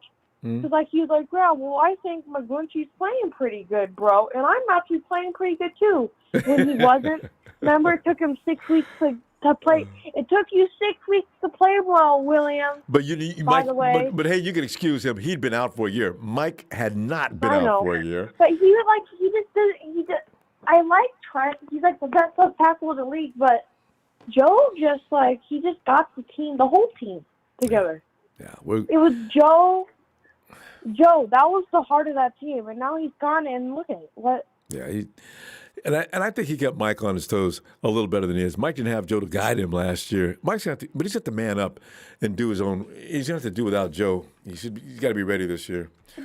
But yeah, Jimmy, you know what? I think we're gonna if we keep him. Good luck, Jimmy. But if you lose this year or get injured, bro, I'm done. There's no buts with you, bro. I think we're gonna have another quarterback in training. That's what you're gonna be named. If you get injured again, Jimmy, I've already got I said before this year, if Jimmy gets hurt, I'm done. Then I'm like, well, the whole team got hurt, so what am I supposed to say now? You know? No, it's a scary thing. Hey, if we it gotta was go. just Jimmy getting all right. Yeah, no, I agree. And I've been making that argument forever. Spotlight Jimmy. We got half the unit or more going down, but it's all Jimmy's fault. Hey, I tell you, let's see you Friday though, okay? All right. See you, All Ronbo. right. Thanks, man. And 49ers Ultimate Report says one caller made the best point. Montana was able to throw deep, take his Hall of Fame. No, that's true, though. Thanks to the Constitution. It's way overrated, that shot. You could get so much more done by tearing a team up in other ways. You don't always have to go deep. You can go deep sometimes. But making that the defining skill is, no, that's, some guys go all game long without doing that, and they do fine. Hey, Russell.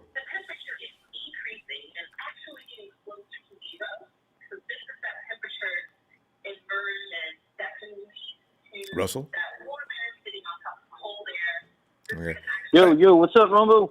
Is that Josh or is that Russell? That's right. Russell, come on in, man. We're talking. Hey, Russell, be careful. Don't laugh because it makes Mike mad. Don't laugh if you think the Rams picking up Stafford was funny. But if you know. Nah, man, no, I got your back on all that stuff, dude. But you, sometimes I feel bad for you because some of these fans don't know what the hell they're talking about. By all means, none of us do. But you know, at the end of the day, it's here for fun, and you know, can't make everybody happy. Thank you. That's it. Did you get too excited and all pissed off? Oh, God. But yeah. But what do you think about the situation? And also, I want to get more feedback on what are Lynch and Shanahan always. They're always those guys creeping around in the dark and making these little. They dropped a little note in on Detroit, and I don't even think they were serious because you know if you ask for Stafford, you know you got to give up a first-round pick. What are you doing? What is that? Are you serious or not? Otherwise, why don't you leave it alone? You could be silly like the Rams and give up 2. I know. But that's what I'm thinking. Are the 49ers, are they pushing the envelope with some of these things, knowing that somebody's going to bite? Anytime you can make another team weaker, you do it.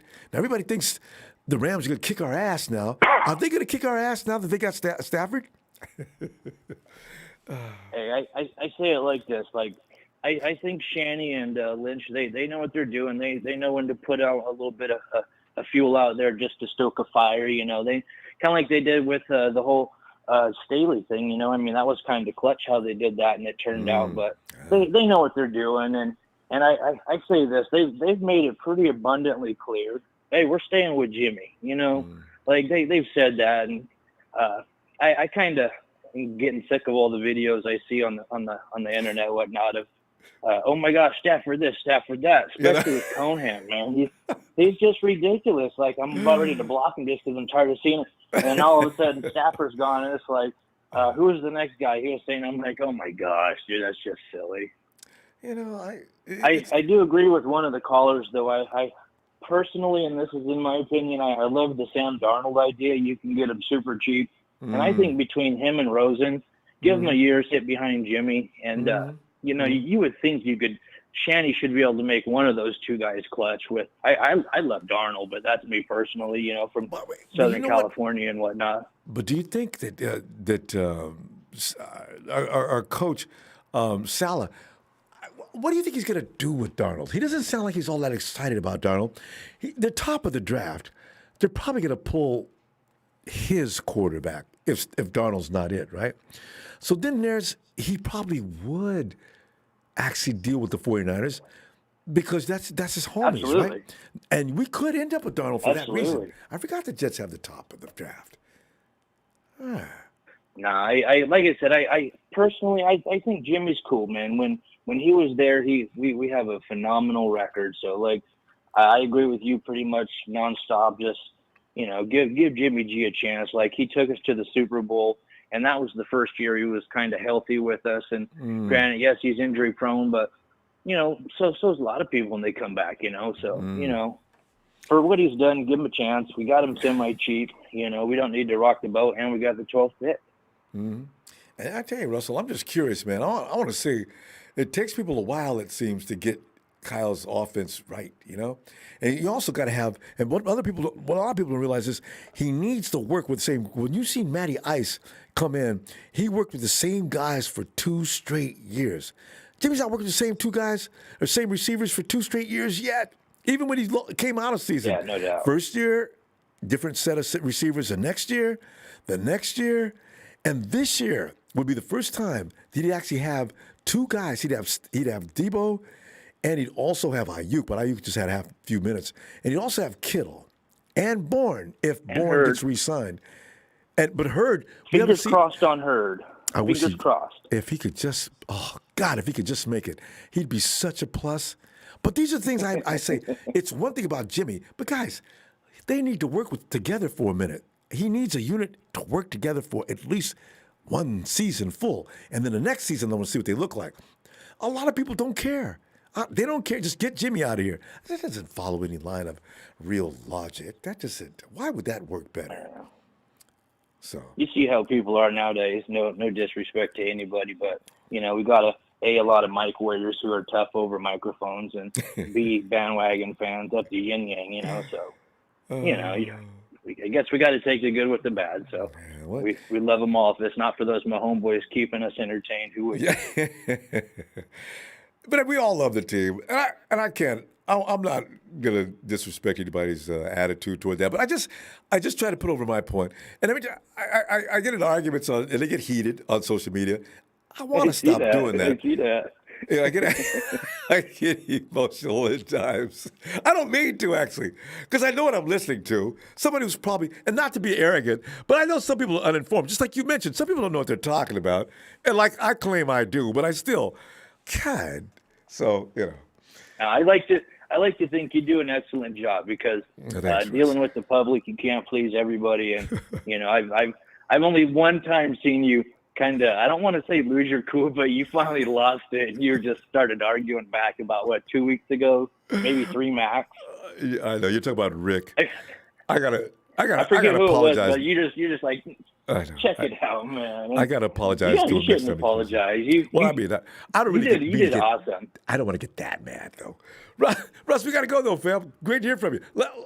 I'll be back Friday looking for you. All right. Hey, one thing I wanted to say thank you very much. You gave my son a happy birthday song back in August. So I just want to say thank you. That made his day. It was awesome to see him smile ear to ear, sir. Oh, love it. All right, Ronbo, have a great day. Love you, fam.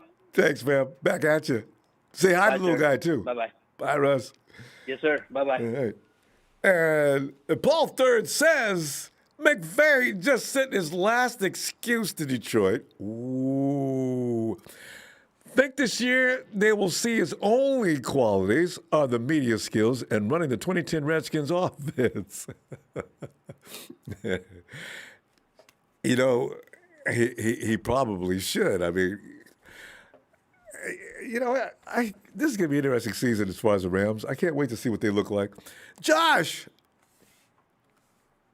Hey, Ronbo, it's been a minute, man. Yeah, Josh, how you been doing, man? How's everything?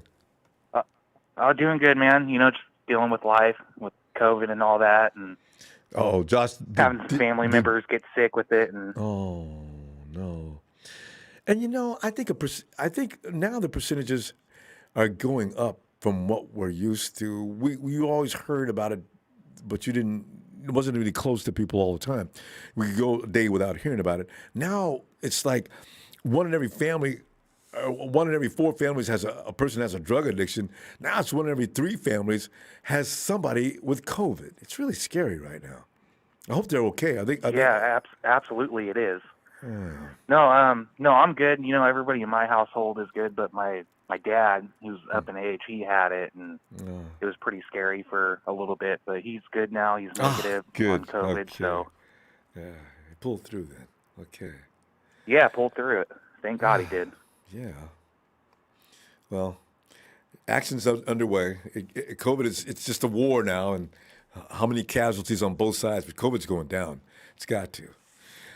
But Josh, on a more pleasant note, we're looking at the Rams that they made the move that a lot of 49er fans are not happy about, because the fact is 49er fans wanted Stafford in a 49ers uniform, and Stafford, who made the Rams his first choice, is right where he wants to be. And now the 49er, a lot of people think the 49ers are wimps. They're weak. They're cowards for not being more aggressive. Josh, where are you at on this? And why are Kyle and John running around almost pretending to get involved with some of these deals, but they don't? Well, I can't understand that. A lot of what they do I understand, but I don't get it. Well, first off, before I get into that, I just want to give a shout out to my boys in the chat, Chad Garrison, 49er Empire, for Kobe, all you guys. I hear you, I see you. But, Rama, John and Kyle, they're doing their jobs. Every coach and GM in the NFL, they're going to do that. They're supposed to. It's a business, and it's also a game. Every year, Kyle and John, they say that they will look into and they will do what is going to be best for making the team better. And, I don't want to hear any excuses about how, the Rams outbid us and gave them a better deal and this and that. I don't want to hear that. Stop making excuses. Stafford, I like Stafford. I've always liked him. but he's not the guy for us. Like the caller said a couple of calls ago, he was in a garbage division. I know. I forgot he had about Aaron that. Rodgers, and Aaron Rodgers whipped his ass every time. Every week, every time they saw him. Every time. And Stafford, yeah, he has stats. I don't care about stats. Stats does not mean you win. All of his stats are garbage stats. They were garbage throws, garbage yards. It doesn't matter. Always Look playing at Dan from Marino. behind. Yeah, when you're losing, you got to throw the ball. A lot of people don't give that any attention. No, Rama, it's all these new age generation kids that think that stats are everything. It's not NFL fantasy. This is real. It's not Madden. This is real life. And, look at all the greats like Dan Marino. Stats through the roof. Did he ever win a Super Bowl? Oh, Did he win a Super Bowl? Even he's still Hell no. pissed off about that. Yeah. Archie Manning. Stats. Great quarterback. Did he ever win? No. Just because you have stats does not mean you're a good quarterback. Yeah. Jimmy Garoppolo, I know he does get injured, and I'm a big Jimmy G fan. And he does have an issue getting injured, but this year it wasn't his fault. It was our O-line. Our O-line is the reason why he got hurt. And, I love Big Mike. Big Mike is a good player, but he dropped the ball this year. He got 2 quarterbacks injured. Was he instrumental in Nick Mullins getting crushed? Was that him? Yeah, he was. Oh, man. Those things would happen so fast sometimes. I wouldn't even know until somebody said later, that was McGlinchey. I said, no, God, how come every time something happens, it's Mike? God. I don't know what happened with Mike this year. I think, one, obviously he was heavier. I think he was trying to put more weight on. He was thinking it was going to help him, and it didn't help him. And I think he was kind of lost without Joe. Because Joe was a big mentor for him. Staley really helped him out and took him under his wing, and he's trying to figure out how to do this on his own now. And, he didn't get that much help from Trent this year. Yeah. They don't know each other that well. They had to be around each other for a while. I wasn't impressed with Trent this year. I really wasn't impressed with him. I know he's a good player, but he was in it 6 for weeks, himself, really. Yeah, he took a while to get started. He was getting beat. But, I really think with the draft coming, and I know that's a whole different subject to talk about in a couple of weeks, but I think we're going to beef up our O-line. It has to be fixed because that clearly was an issue for us. We went through three centers. We went through 3 centers. How the hell do you get? We started off with actually we went through 2. Well, you went through Garland, and then the guy Grasu, and then you finally ended up with Brunskill playing out of position. So that's really. Kyle Shanahan's offensive system depends heavily on the center position. Those guys do a lot of work out there other than just playing center. They're actually the eyes and ears of Shanahan. So, Yeah. Yeah, and, for people that hate on Jimmy, okay, I get it. The guy clearly has an injury problem. But he is still a damn good quarterback. When he plays, we win. It's black and white. It's right there. Yep. Without Jimmy, we lose. And we've proven that. And also without O-line, a good O-line, we lose. So it goes hand in hand. So if we were to get Stafford, it's not going to help us. And even if we got Brady or Aaron Rodgers, I know that's going to be coming up in the next couple of weeks, of us getting Aaron Rodgers. It's not going to happen, guys. No, we're not going to get Green him. Bay's made it clear that Rodgers is not being traded. And people are calling him. We're going to stick with Jimmy. Yeah. So. And if anything, we're going to draft a quarterback. And a lot of people are talking about Josh. Josh Rosen. I know. This guy was a -- draft pick. Yeah, he's right there in camp. Let's see what we can do with him. Josh, we're going to have to stop. Let's see you Friday, okay? Yeah, absolutely, Rama. All right. Looking forward. All right, it was good talking to you, man. Same here, fam. All right, night. All right, take care. Yeah, it's nice when get people that are in the chat regularly, eager to talk to them. Speaking of people in the chat, always in the chat. It's fun to get to talk to him. Without any further ado, let me bring him in here. Turn the house lights up, please. It is now time for Rudy. Rudy, come on in and explain why you think you're going to be a juggernaut team next year. Rudy, don't be shy now. Not after that intro I just gave you. Rudy. Oh, shucks. Give it another chance. Rudy. Oh, I'm sorry, Ronbo. Can you hear me now? I was muted by accident. Okay, so let me give you my quick intro. Okay. Finally, Rudy has returned to the Ronbo Show. God, let me throw a flag on you. Rudy, you can't use that. Yeah, that's... What? Ronbo, Who's that used to use that? Get him 15 yards, Rudy. The Rock. Rudy, what? The Rock. The Rock. You know, no, we had somebody else used to do that all the time, too. Oh, that was Vader. You know, hey, Ronbo, Anyway, go ahead. You know, you're my dude, Ronbo. You know, you're a 49er fan. You know, we go back and forth, and, you know, I gave you some super chats today because I appreciate you. You know, you're a different team. You know, fan, and you know, it's fun to come on here, but you know, we don't know what's going to happen. You know, so we were hoping Goff would get over the hump, and you know, there was instances where he looked amazing, and then he just couldn't get us. You know, we lost to you guys twice the last couple of years because of dumb mistakes, and we lost to the Jets. So we needed you had a couple of drops. We have a young Goff team. actually put the ball right in the receiver's hands, and he dropped it. Well, that happens, but you know, we, you know, in the Super Bowl with 3 points, you know, we can't have that, you know. So we need, with Stafford, we have like a 2-3 window with Aaron Donald in his prime, and we have Ramsey. We want to win now. So that's why you got to tip your hat to our GM. And that's the difference between the Rams franchise and the 49er franchise. The 49ers almost got there. They had the lead and they had it going, but they didn't make it. And now you guys are going to have deflections. You have free agents.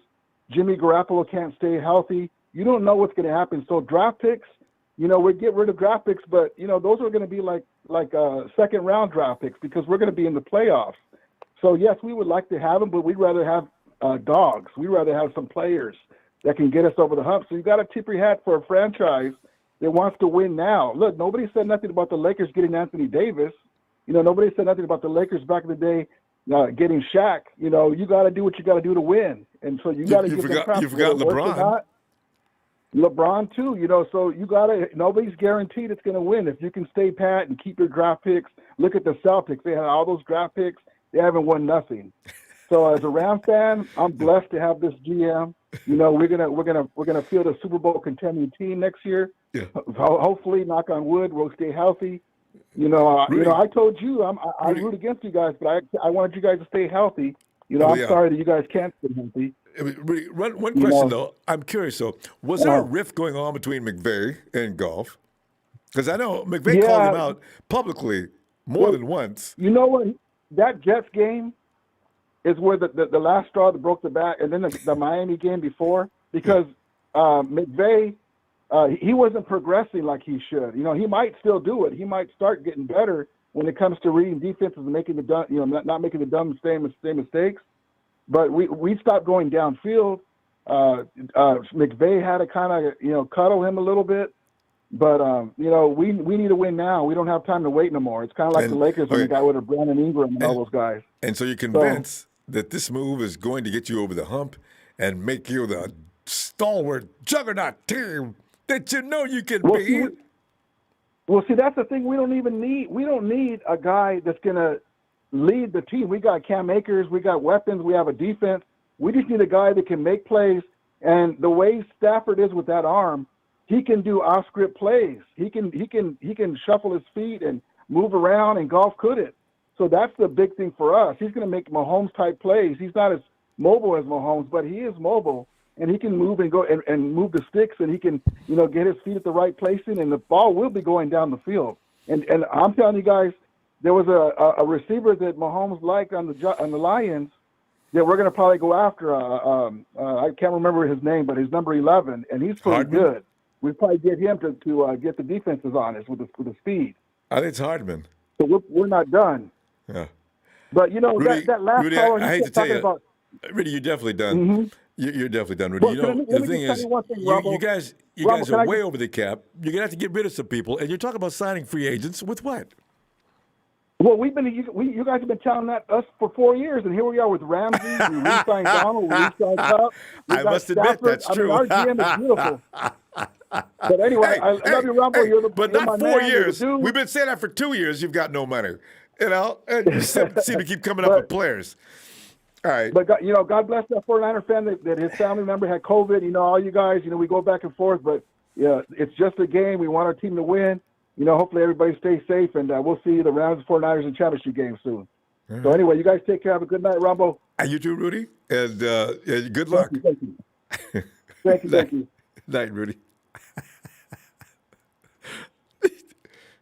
Hey, Tommy Oxley and Rudy. Tommy says the Lambs are garbage. Oh!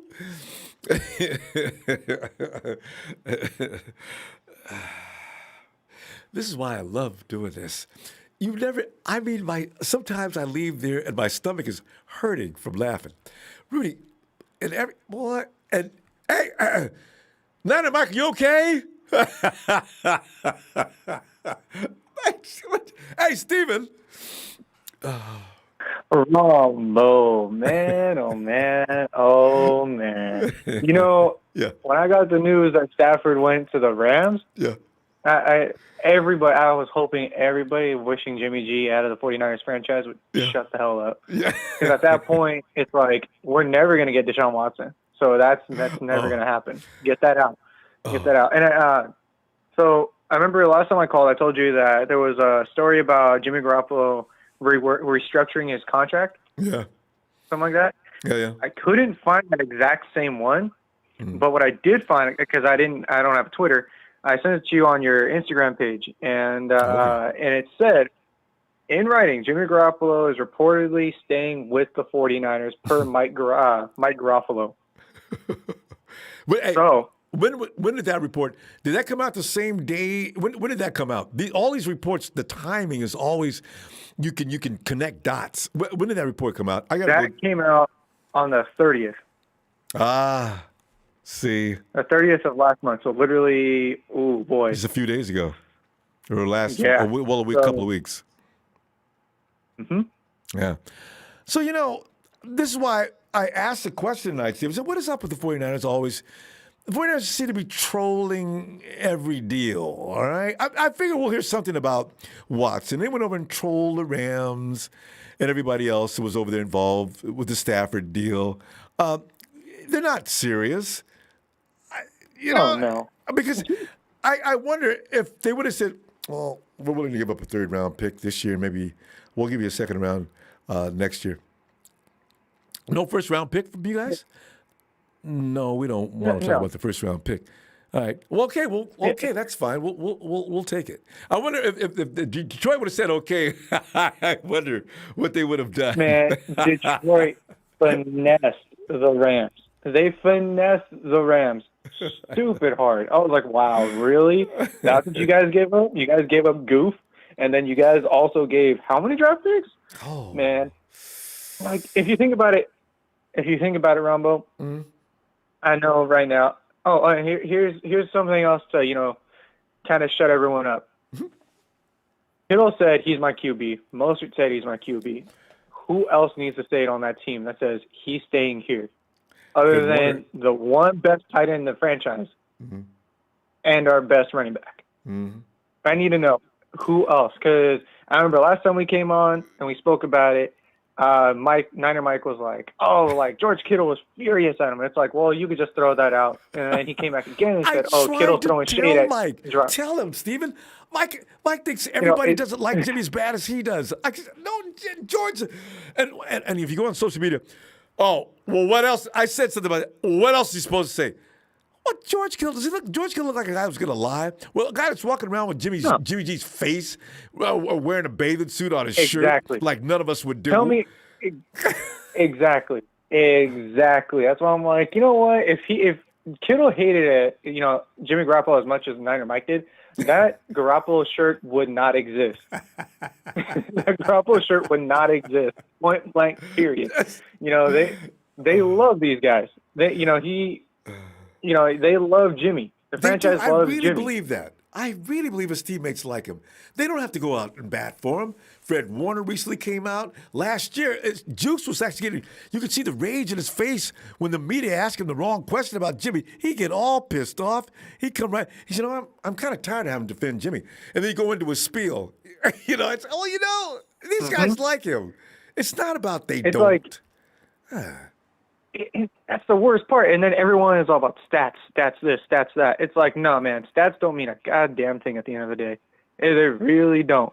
If you really think about it, I mean, how many people have really good stats, but never make it to the playoffs or just never make it to the Super Bowl? Or Stephen, how many games do they win? You look at even Watson last year. Watson won 4 games, right?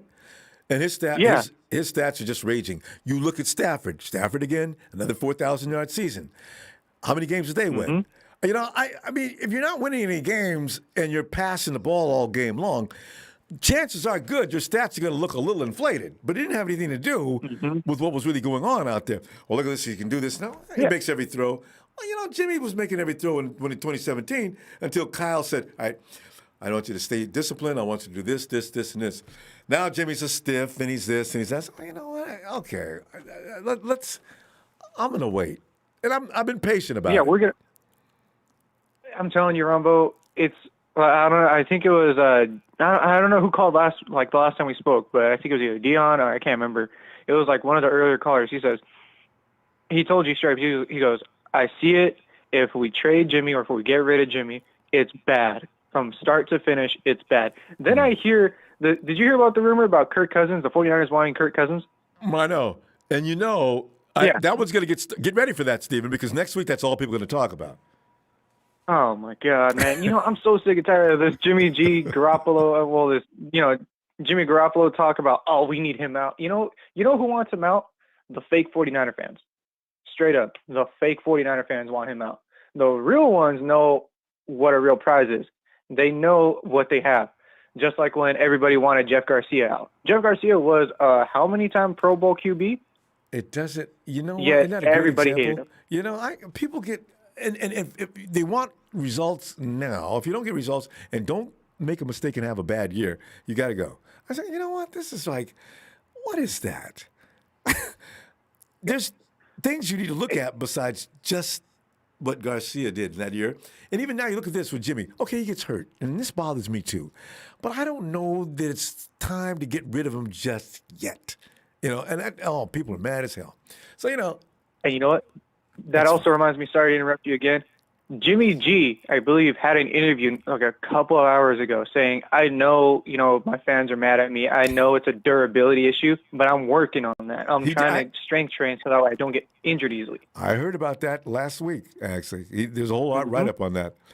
Stephen, you and I and many others, and I don't want to say the fake fans that don't like Jimmy because that's probably a little harsh. But the thing is, they want results quickly. And I think when they see if you can sit back and relax, you'll be happier in the near future. That's all I'm, Yeah. Anyway, Stephen, let me see you Friday. All right? You'll see me Friday, Ronbo. All right. Looking forward. Have a good night. Take care. You too. You too. Bye. Yeah. See. Yeah, I would take a shot at it. The overall family, I believe everybody loves the 49ers. But some of us are a little more tolerant, except for Niner Mike. Mike's going to call me next time. Hey, Ronbo, man, you kind of took it out on me after I hung up. I'm not. Mike, I'm just playing, man. I like you. You know how much I love you, man. You are full on entertainment. You notice I never interrupt you unless I just try to get a word in edgewise when you're going on and on. Everybody loves you, Mike. You're outrageously fun. I wish it could actually be fun to watch a game with you. I can just see me now. If we're losing, I have to move down a few seats. You see that, Ronbo? You're a quarterback. I didn't want him in here, and now we're in here. I paid good money for these seats, and now I'm watching. And the food isn't even that good today, and I'm watching Jimmy Garoppolo stink the place up. You know what? Ronbo, get out of here. Mike gets heated up. I love it.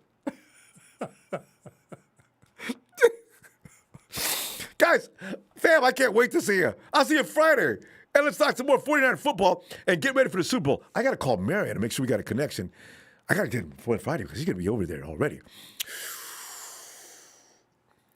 That like, fam? I'm loving the likes. Ooh, the nice likes tonight, fam. Thanks.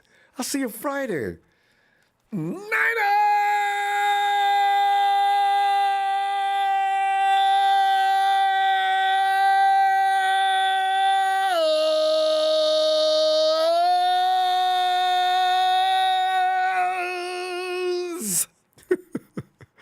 Oh, God. Love this team.